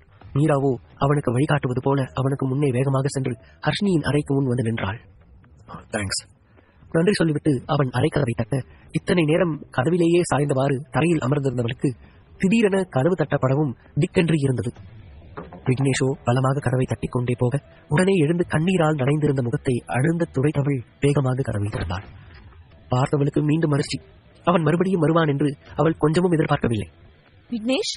அவள் அதிர்ச்சி குறையாத குரலில் அழைக்க அவனோ அவளை அறைக்குள்ளே தள்ளி வேகமாக உள்ளே வந்து கதவை தாளிட்டான். லுக், நான் ஒன்னும் உன்னை கொஞ்சிட்டு போக வரல. என்னோட முடிவை சொல்லிட்டு போகலான்னு வந்தேன். அவன் சொல்ல ஹர்ஷினியின் விழிகள் கேள்வியாக சுருங்கின. உனக்கு என் மேல நம்பிக்கை இல்லாம இருக்கலாம், இப்போ நமக்குள்ள காதல் இல்லாம இருக்கலாம், ஆனா இந்த குழந்தை நம்ம குழந்தை இல்லைனாகாதே. அவன் கேட்க அவன் என்ன சொல்ல வருகிறான் என்பது புரியவில்லை அவளுக்கு. என்ன நடந்தாலும் இது நம்ம 2 பேரோட குழந்தைதான். அவள் பேசி முடிக்கவில்லை. அவளை குறுக்கிட்டும் பேசினான் விக்னேஷ். ஓஹோ, இது தெரிஞ்சுதான் பிரிஞ்சு போனீங்களா மேடம்? whatever is that, என் குழந்தை இந்த மாதிரி ஒரு இடத்துல வளர்றது எனக்கு பிடிக்கல. என் குழந்தை இந்த உலகத்துக்கு வர வரைக்கும் ரொம்ப பாதுகாப்பா இருக்கணும். சோ குழந்தைய பெற்று கொடுக்கற வரைக்கும் என் வீட்டுல வந்து இரு. அதுக்கப்புறம் நான் லீகலா உனக்கு டைவர்ஸ் கொடுத்துறேன். Got it. அவன் தன் முடிவை சொல்லிவிட்டு அவள் முகத்தை பார்க்க பேய் அறைந்தது போல் இருந்தது அவளுடைய முகம். என்ன சொல்றாரு இவரு? குழந்தை பெத்து கொடுத்ததும் சட்ட ரீதியா பிரிஞ்சிடுவோம்னு சொல்றாரா? ஆனா நான் எப்படி? இனி என்னால இவரை விட்டு வாழவே முடியாது. தப்பு பண்ணிட்டேன்னா இவரை தப்பா நினைச்சிட்டு ஏதேதோ பண்ணி அதுக்காக எனக்கு டிவர்ஸ் தந்துருவாரோ? அவளுக்கு சிறு கோபம் எழ அவனை லேசாக குறைத்து பார்த்தாள் ஹர்ஷினி. இல்ல, முடியாது. நான் இங்கேயே இருக்கேன். அவள் கோபத்தில் சொல்ல இவனுக்கோ பிபி எகிரியது. ஏனோ அவள் உயிர் ஆபத்தில் இருப்பதையும் சொல்ல தோன்றவில்லை அவனுக்கு. நான் உங்ககிட்ட பர்மிஷன் கேட்கல Harshini. This is my order. நீ வந்துதான் ஆகணும். அவன் கட்டளையாக சொல்ல அதிர்ந்து விழித்தாள் ஹர்ஷினி. அவனின் பிடிவாதத்தை பற்றி நன்கு அறிவாள் அவள். இனி நான் பக்கத்துலயும் நெருங்க மாட்டேன் ஹர்ஷினி. என்னோட குழந்தைக்காக மட்டும்தான் இப்ப நான் வீட்டுக்கு ஒன்னு அழைச்சிட்டு போறதும். உனக்காகவே வாழணும்னு நினைச்ச விக்னேஷ் எப்போ செத்து போயிட்டான். என் குழந்தைய பெத்து கொடுத்துட்டு நீ என்ன வேணா பண்ணிக்க, எங்க வேணா போ. I just don't care about it. அவன் பக்தி புன்னகையோடு சொல்ல அவனின் இந்த வார்த்தைகள் இதயத்தில் ஈட்டியை குத்தி கிழிப்பது போல வலியுறுத்தாலும் தான் செய்த தவறுக்கு தண்டனை என அதை பொறுத்துக் கொண்டாள் ஹர்ஷினி. சில கணங்கள் மௌனமாக கழிய விக்னேஷ் தான் மீண்டும் ஆரம்பித்தான். மேடம், வரீங்களா இல்ல? அவனின் குரல் மிரட்டலாக ஒலிக்க உடனே தன் உடைகளையும் பொருட்களையும் பெட்டியில் எடுக்க ஆரம்பித்தாள் அவள். அதற்கு மேல் விக்னேஷ் அங்கு நிற்கவில்லை. கீழே சென்று தன் காருக்கு பக்கத்தில் அவன் காத்திருக்க இங்கு தன் உடைகளை அடுக்கிக் கொண்டிருந்தவளின் மனம் ஏதேதோ யோசித்துக் கொண்டிருந்தது. என்ன நடக்கட்டும். நான் பண்ணது ரொம்ப பெரிய தப்பு. கண்டிப்பா நான் மன்னிப்பு கேட்டா கூட விக்கி என்னை ஏத்துக்க மாட்டாரு. எங்க குழந்தை பிறக்கட்டும். இனி எங்களை சேர்த்து வைக்கிற பாலமா இது இருக்கும். மெல்லிகை புன்னகையோடு வயிற்றை வருடியவள் உடைப்பெட்டியை எடுத்துக்கொண்டு தன்னையே பார்த்துக் கொண்டு நிற்கும் மீராவையும் சங்கரியையும் கண்டுகொள்ளாமல் விக்னேஷை நோக்கி சென்றாள். அவனோ அவளை பார்த்த அடுத்த நொடி ஓட்டுநர் இருக்கையில் அமர்ந்து கொள்ள அவனுக்கு பக்கத்தில் இருக்கும் முன் சீட்டில் அமரப்போன ஹர்ஷினி அவன் அடுத்து பார்த்த பார்வையில் பவ்யமாக சென்று பின் சீட்டில் அமர்ந்து கொண்டாள்.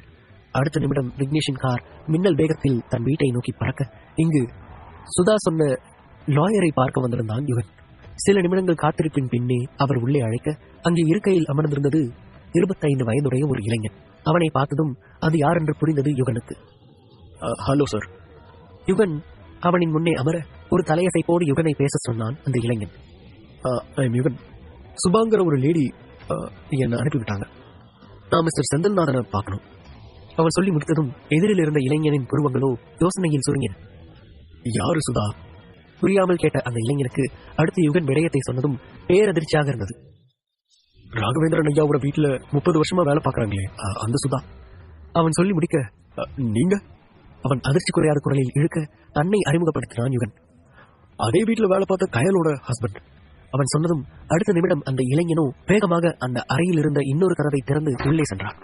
உள்ளே சென்ற அந்த இளைஞன் கட்டிலில் சாய்ந்திருந்த தன் தந்தையை வேகமாக எழுப்பினான். அப்பா, அப்பா எழுந்துருங்க. நீங்க இத்தனை வருஷமா எதை பொத்தி பொத்தி பாதுகாத்தீங்களோ அது உரியவங்களுக்கு கொடுக்க வேண்டிய நேரம் வந்தாச்சு. எழுந்துருங்க. அவன் பதறிக்கொண்டு சொல்ல விழிகளை பட்டென்று திறந்த செந்தில்நாதனுக்கு அத்தனை அதிர்ச்சியாக இருந்தது. என்னப்பா சொல்ற?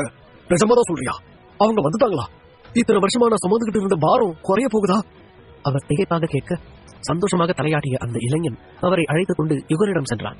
அவரை பார்த்ததுமே யுகன் எழுந்து நிற்க அவனை அமரச் சொல்லி சைகை செய்தவர் அவனின் முன்னிருந்த இருக்கையில் கம்பீரமாக அமர்ந்து கொண்டார். எத்தனை வருஷமா அந்த பொறுப்பை நான் சுமந்துகிட்டு இருக்கேன்னு தெரியுமாப்பா உனக்கு? எப்படியோ பல வருஷங்கள் கழிச்சு அந்த பொறுப்பை நான் ஒப்படைக்க போறேன். எனக்கு நீ ஒண்ணு மட்டும் சொல்லு, இந்த சொத்துக்களை ஏத்துக்கிறதுக்கு அந்த 2 பேரும் தயாரா இருக்காங்க தானே? அவர் கேட்க தயக்கமாக இல்லை எனும் விதமாக தலையாட்டினான் யுகன். சொத்து முழுவதையும் வாங்கிக் கொள்ளும் உரிமை இருந்தும் இரு பெண்களும் அதை வாங்கிக் கொள்ள தயாராக இல்லை என்பதை கேட்டவுடன் அந்த பெரியவர் செந்தில்நாதனுக்கு அத்தனை அதிர்ச்சியாகவும் கவலையாகவும் இருந்தது. என்னப்பா சொல்ற? அப்படின்னா சுதா எதுக்கு உன்னை இங்க அனுப்புனா? எனக்கு எதுவுமே புரியலையே. மீண்டும் தலைவலிக்க ஆரம்பித்தது அவருக்கு. நீங்க எதுக்கும் அவங்க கிட்ட ஒரு வார்த்தை பேசி பாத்தீங்களா? என்னோட வைஃப் கயல் நான் சொன்னா அந்த சொத்தை கண்டிப்பா ஏத்துப்பா. ஆனா I don't know about Harshini. But சொல்லி புரிய வச்சா அவங்களும் அதை ஏத்துப்பாங்கன்னு தான் தோணுது. அவனும் சரி யோசனையினுடைய கூறினான். ராகவேந்திரன் ஐயா கடைசி படுக்கிற நேரத்துல என்ன கூப்பிட்டாரு. அவரோட வம்சத்துல வேற எந்த ஆண் வாரிசும் அவரோட சொத்துல கையை வைக்கவே கூடாதுன்னு திட்டவட்டமா சொல்லிட்டாரு. அவரால் நிச்சயம் அதுக்கப்புறம் அந்த சொத்துக்கு பாதுகாப்பு கொடுக்க முடியாதுன்னு அப்பவே தெரிஞ்சிருக்கணும். அதனாலதான் வீட்டுக்குள்ள சுதாவையும் வீட்டுக்கு வெளியில உள்ள விஷயங்களை கண்காணிக்கிறதுக்கு என்னையும் அவர் அப்பாயிண்ட் பண்ணாரு. அவரோட உயில் பிரகாரம் அவரோட 2 பசங்களுக்கு மூத்த வாரிசா பெண் பிள்ளை பிறந்தா மட்டும் அந்த பெண் பிள்ளைக்கு இந்த சொத்து மொத்தமும் போகணும்னு அதுல சொல்லி இருக்காரு. அவர் கூற ஆச்சரியமாய் பார்த்தான் யுகன். ஆண் வாரிசு பிறந்தா பெண் வாரிசே பிறக்காம ஆண் வாரிசு மட்டுமே பிறந்திருந்தா என்ன பண்றது? அவனுக்குள் எழுந்த சந்தேகத்தை கேட்டான். சப்போஸ் ஆண் வாரிசு பிறந்தா அந்த சொத்து மொத்தமும் அனாதாசிரமங்களுக்கு தானாவே போயிருக்கும். அவர் கொடுத்த விளக்கத்தில் ஆடி போனான் அவன். உஷாராதான் ஒரு உயில் எழுதி வச்சுட்டு போயிருக்கிறாரு. சோ இந்த சொத்துல பாதி ஹர்ஷினிக்கு போகும், மீதி கையிலுக்கு போகும், அப்படித்தானே? அவன் கேட்க ஆமாம் எனும் விதமாய் தலையாட்டினார் அந்த பெரியவர். Then what about Athira? சட்டென்று அவன் கேட்க ஹூ இஸ் ஆதிரா? அவருக்குமே அவளை தெரியவில்லை. சிவநாதனோட 2வது பொண்ணு. அவன் கூற யோசனையாய் சிறிது நேரம் அமர்ந்திருந்தவர் அந்த உயிலை மீண்டும் ஒரு முறை பார்த்தார். நோவே, 2வது பிறந்த குழந்தைகள்லாம் சொத்து போகாது தம்பி. அதுல தெளிவா மூத்த வாரிசா இருக்கணும் அண்ட் பொண்ணா பிறந்திருக்கணும். 2 கண்டிஷன் போட்டிருக்கு. இதுக்கு எலிஜிபிள் இல்லனா ஐ கான்ட் டூ எனிதிங் தம்பி. அவர் விழாவாரியாக விளக்கி கூற மனதிற்குள் ஒரு குத்தாட்டமே போட்டுக் கொண்டான் யுகன். இனி செத்தலி. மனதிற்குள்ளே ஒரு திட்டத்தையும் தீட்டிக் கொண்ட யுகன் சாந்தமாய் செந்தில்நாதனை பார்த்தான். சரி, ஓகே ஐயா, நான் அந்த 2 பேர்கிட்டையும் பேசிட்டு கையோட அவங்களையும் கூட்டிட்டு வரேன். கூறிவிட்டு அவன் எழுந்து கொள்ள கொஞ்சம் சீக்கிரமா வாப்பா. 30 வருஷ பாரம் இனியாவது என் தோல்ல இருந்து இறங்கட்டும். கவலையுடன் கூறியவரிடம் ஒரு புன்னகையை மட்டும் பதிலாக கொடுத்துவிட்டு அவன் அங்கிருந்து நகர வெளியே வந்த அடுத்த நொடி விக்னேஷுக்குத்தான் அழைப்பை ஏற்படுத்தினான். மறுமுனையில் அழைப்பு ஏற்கப்பட்டதும் இங்கு நடந்த அனைத்தையும் அவன் கூறி முடிக்க அங்கு தன் அருகில் ஹர்ஷினி இருப்பதால் முகத்தில் எந்த உணர்ச்சியையும் விக்னேஷ் பிரதிபலிக்கவில்லை. ஓகே, இன்னைக்கு டின்னர்ல இதை பத்தி நாம பேசலாம். இவ்வளவு மட்டும் கூறிவிட்டு அழைப்பை அவன் துண்டித்துவிட ஹர்ஷினி அருகில் இருக்கக்கூடும் என்பதை புரிந்து கொண்டான் யுகன். விக்னேஷிடம் கூறிவிட்டதும் ஒரு சிறு பாரம் அவனின் மனதிலிருந்து குறைந்தது போல தோன்ற தன்னுடைய சிண்ட்ரெல்லாவை காண ஓடோடி வீட்டுக்கு விரைந்தான். அதே நேரம் இங்கு ரிஷி பேலஸுக்கு வந்து சேர்ந்தான் விக்னேஷ். அவனின் கார் உள்ளே வருவதை பார்த்த தாமரைக்கு இப்போதும் பக்தியான புன்னகையே அவரை ஆட்கொண்டது. எப்படியும் தன் மகளை அவன் அழைத்துக் கொண்டு வந்திருக்கப் போவதில்லை என்று மனதளவில் உறுதியாய் நம்பிவிட்ட அவரை ஆச்சரியத்தில் ஆழ்த்தும் விதமாக காரின் பின்சீட்டிலிருந்து ஹர்ஷினி இறங்கிக் கொள்ள ஒரு நிமிடம் தான் காண்பது கனவா நினைவா எனும் விதமாய் பார்த்துக் கொண்டிருந்தார் அவர். அம்மா, வாசலிலேயே பிச்சைக்காரி போல அமர்ந்திருக்கும் தன் அம்மாவை பார்த்த நொடி அவளின் கண்களில் கண்ணீர் சுரந்துவிட அடுத்த நொடி ஓடி வந்து ஹர்ஷினியை கட்டிப்பிடித்துக் கொண்டார் தாமரை. மொத்த கண்ணீரும் தீரும் வரை அழுது முடித்தவர் பின்னர் அவளை விட்டு விலகி நின்று தன் ஐவிரல்களையும் கன்னத்தில் பதியுமாறு ஓங்கி ஒரு அறை விட்டார். ஹர்ஷினி சத்தியமாக இதை எதிர்பார்க்கவில்லை என்றால் விக்னேஷ் தாமரையை அதிர்ந்து பார்த்தான். மனுஷியாடி நீ? ஒரு குழந்தைக்கு அம்மாவா இருக்கிறதுக்கு உனக்கு எந்த தகுதியும் இல்ல. இந்த வீட்டுல அத்தனை பேர் உன்னை பார்த்து கவனிக்க இருந்தோம். யாருக்கிட்டையாவது உன் கஷ்டத்தை சொல்லணும்னு உனக்கு தோணலையா? என் வாழ்க்கை மொத்தத்தையும் நான் உனக்காக தானடி அர்ப்பணிச்சேன். அப்படி இருக்கிறப்போ என்கிட்ட கூட சொல்லணும்னு உனக்கு தோணலையா? சொல்லுடி, சொல்லி தொலை. இப்பயாச்சும் சொல்லுடி, எதுக்காக வீடு விட்டு போன? தலையில் அடித்து அடித்து அழும் தன் அம்மாவை பார்க்க முடியவில்லை அவளால். என்ன மன்னிச்சிடுமா, தெரியாம தப்பு பண்ணிட்டேன். கண்ணால மட்டும் பார்த்து ஒரு விஷயத்தை நம்பிட்டேன். நான் வேணும்னு பண்ணல. என்னோட சூழ்நிலை என்ன நம்ப வச்சிருச்சு. மனசளவுல ரொம்ப நொறுங்கி போயிட்டேன். என்ன பண்றதுன்னு தெரியல. ஆனா இங்க இருக்க கூடாதுன்னு மட்டும் எனக்கு தோணிக்கிட்டே இருந்துச்சு. ஒரு விரக்தியில அப்படியே வெளியே வந்துட்டேன். வெளியே வந்து கொஞ்ச தூரம் நடந்ததுக்கு அப்புறம் தான் ரியலைஸ் பண்ணேன். அதே நேரம் நான் கோபமா இருந்ததுனால திரும்பி வரணும்னு எனக்கு தோணலமா. ஆனா நான் பண்ணது பெரிய தப்பு தான். நான் மன்னிச்சிடுமா. உன்னை இங்க தனியா விட்டுட்டு நான் போயிருக்க கூடாது.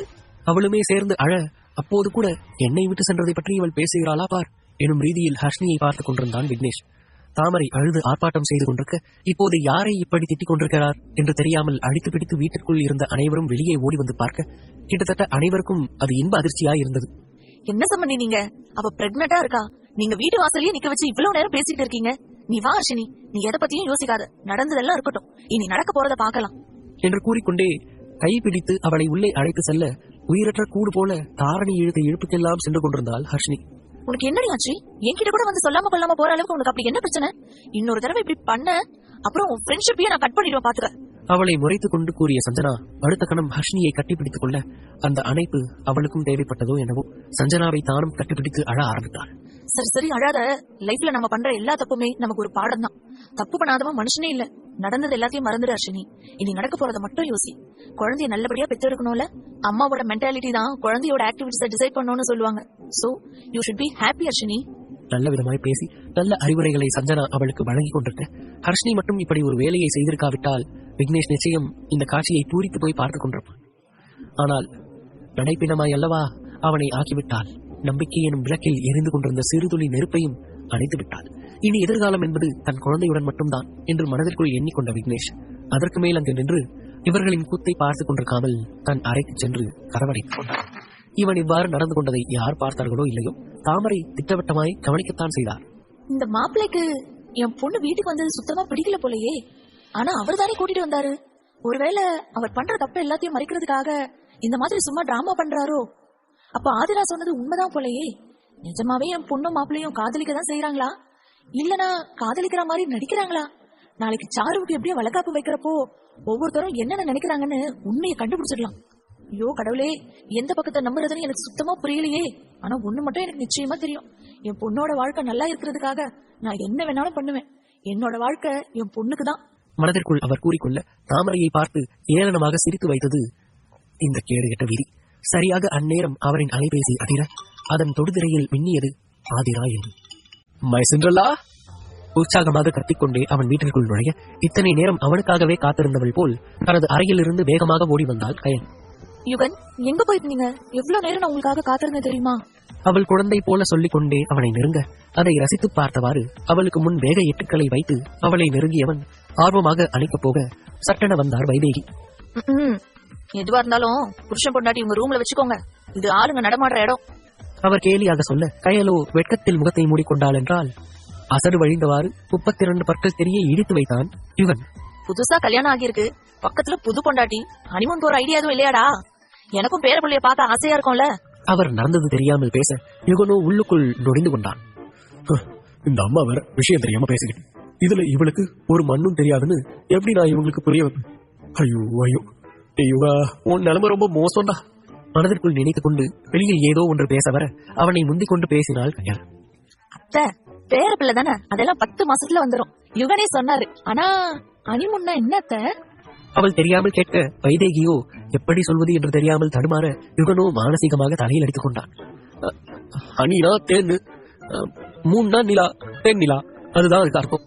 அவன் சலிப்பாக சொல்ல அதை உணராதவளாய் மீண்டும் ஒரு கேள்வியை கேட்டு வைத்தாள். ஓஹோ, அது ஒரு பிளேஸா யுகன்? அங்க நாங்க போக போறோமா? அவள் கேட்டதும் வைதேகி அதற்கு மேல் அங்கு நிற்க முடியாது கால் பிடரியில் பட ஓடிவிட யுகனோ அவளை தரதரவென்று அறைக்குள் இழுத்து வந்தான். சோதிக்காதுங்கடி என்ன? அவன் புலம்பிக் கொண்டே தன் அலைபேசியில் ஒரு திரைப்படத்தை போட்டு அவளுடைய கையில் திணித்தான். லுக், நேற்று சொன்னல ஒரு படம் போட்டு தருவேன், அம்மாவுக்கு சொல்லாம நீ பாக்கணும்னு. போய் அந்த ஓரமா உட்காந்து பார்க்க ஆரம்பி. படம் முடிகிற வரைக்கும் போன் ஸ்கிரீன்ல இருந்து நீ கண்ணை நகர்த்தவே கூடாது. அவன் சொல்லிவிட்டு அறையில் இருந்த சோஃபாவில் அமர்ந்து கொள்ள அவளோ கட்டிலில் ஒரு ஓரமாக அமர்ந்து அந்த திரைப்படத்தை பார்க்க தொடங்கினாள். என்னங்க, இது தமிழ் படம் இல்லையா? பூரா வெளிநாட்டுக்காரங்களா இருக்காங்க. ஒரு நல்ல தமிழ் படமா போட்டு கொடுங்களேன். அப்படி ஒரு கேள்வியை கேட்டு வைத்து யுகனின் முறைப்பை பரிசாக பெற்றுக் கொண்டாள் கயல். அதன் பிறகு எதுவுமே பேசவில்லை. அவள் அமைதியாக படத்தை பார்க்க தொடங்க இவனுக்கோ ஒரே குஷி. பாருடி, படம் முடிகிற வரைக்கும் நீயே கண்ணு அங்க இங்கன்னு நகர்த்த மாட்டேன். அப்புறம் இன்னைக்கு ராத்திரி ஓஹோன்னு இருக்க போகுது. ஐயோ, என்னால இப்பவே ஃபீலிங்ஸை கண்ட்ரோல் பண்ண முடியலையே. அவன் மனதிற்குள் குத்தாட்டம் போட்டவாறு அவளையே ஆர்வமாக பார்த்துக் கொண்டிருக்க 5 நிமிடம் கூட முழுதாக கடந்திருக்காது. கயலின் முகம் அஷ்டகோணலாக மாற அடுத்த கணம் கையில் இருந்த அலைபேசியை கட்டிலில் தூக்கி போட்டாள் அவள். யுகன்! பதறி அடித்துக் கொண்டு தன்னவனிடம் ஓடி வந்து அவனை அணைத்துக் கொண்ட கயல் விம்மி விம்மி அழத் தொடங்க அவனுக்கோ என்னவென்று புரியவே இல்லை. ஏ கயல், என்னாச்சரி, ஏன் அழற? அவனும் பதற்றமாக கேட்க அலைபேசியை ஆள்காட்டி விரலால் சுட்டி காட்டி மீண்டும் தன்னவனின் மார்பில் புதைந்து கொண்டாள் அவள். எங்க அதுல ட்ரெஸ்ஸ கழட்டி ஏதேதோ.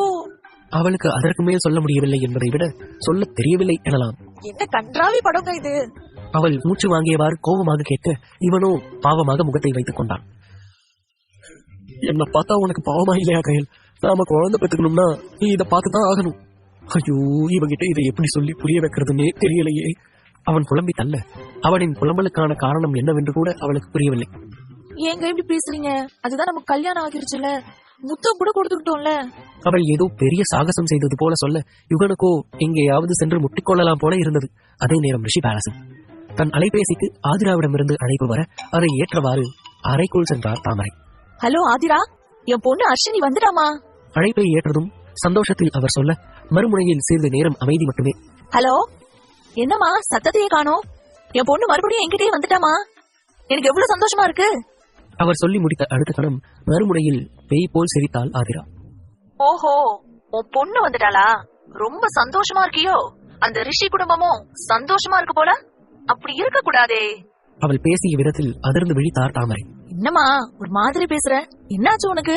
அவர் சற்று பயத்தோடு கேட்க, இப்போதான் நான் கரெக்டா பேசுறேன். எல்லாமே சரியா போயிட்டு இருந்துச்சு. இப்ப நான் நினைச்சது ஒண்ணு, நடந்தது ஒண்ணு. ஆனா நான் விட மாட்டேன்.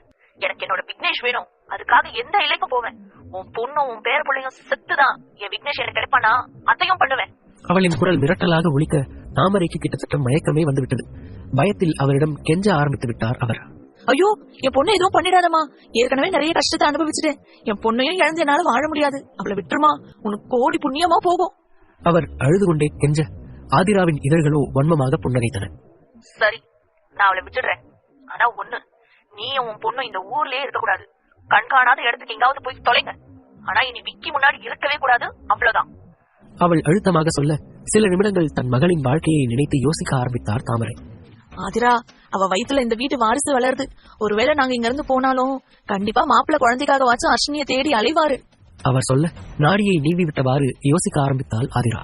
ஒண்ணு பண்ணலாம், அவங்க வீட்டு வாரிச கொண்டுடலாமா? கொஞ்சமும் ஈடு இறக்கம் இல்லாமல் பேசி தான் செய்யும் தவறுக்கு தாமரையையும் அவள் கூட்டு சேர்க்க அவருக்கு ஒரு கணம் இதயமே நின்று விட்டது. என்னமா பேசுற நீ? மூச்சை இழுத்து பிடித்து அவர் திகைத்து போய் கேட்க மீண்டும் கொடூரமாக சிரிக்க தொடங்கினாள் அவள்.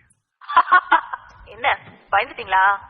ஒருவேளை விக்னேஷோட வாழ்க்கையில உன் பொண்ணு இருந்தா அதுதான் அவளோட விளைவு. நீ என்ன பண்ணுவியோ ஏது பண்ணுவியோன்னு தெரியாது.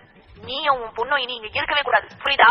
அவள் மிரட்டிவிட்டு அழைப்பை தொண்டித்திருக்க அப்படியே கட்டிலில் அமர்ந்த தாமரை ஒரு மூச்சு அழுதே தீர்த்தார்.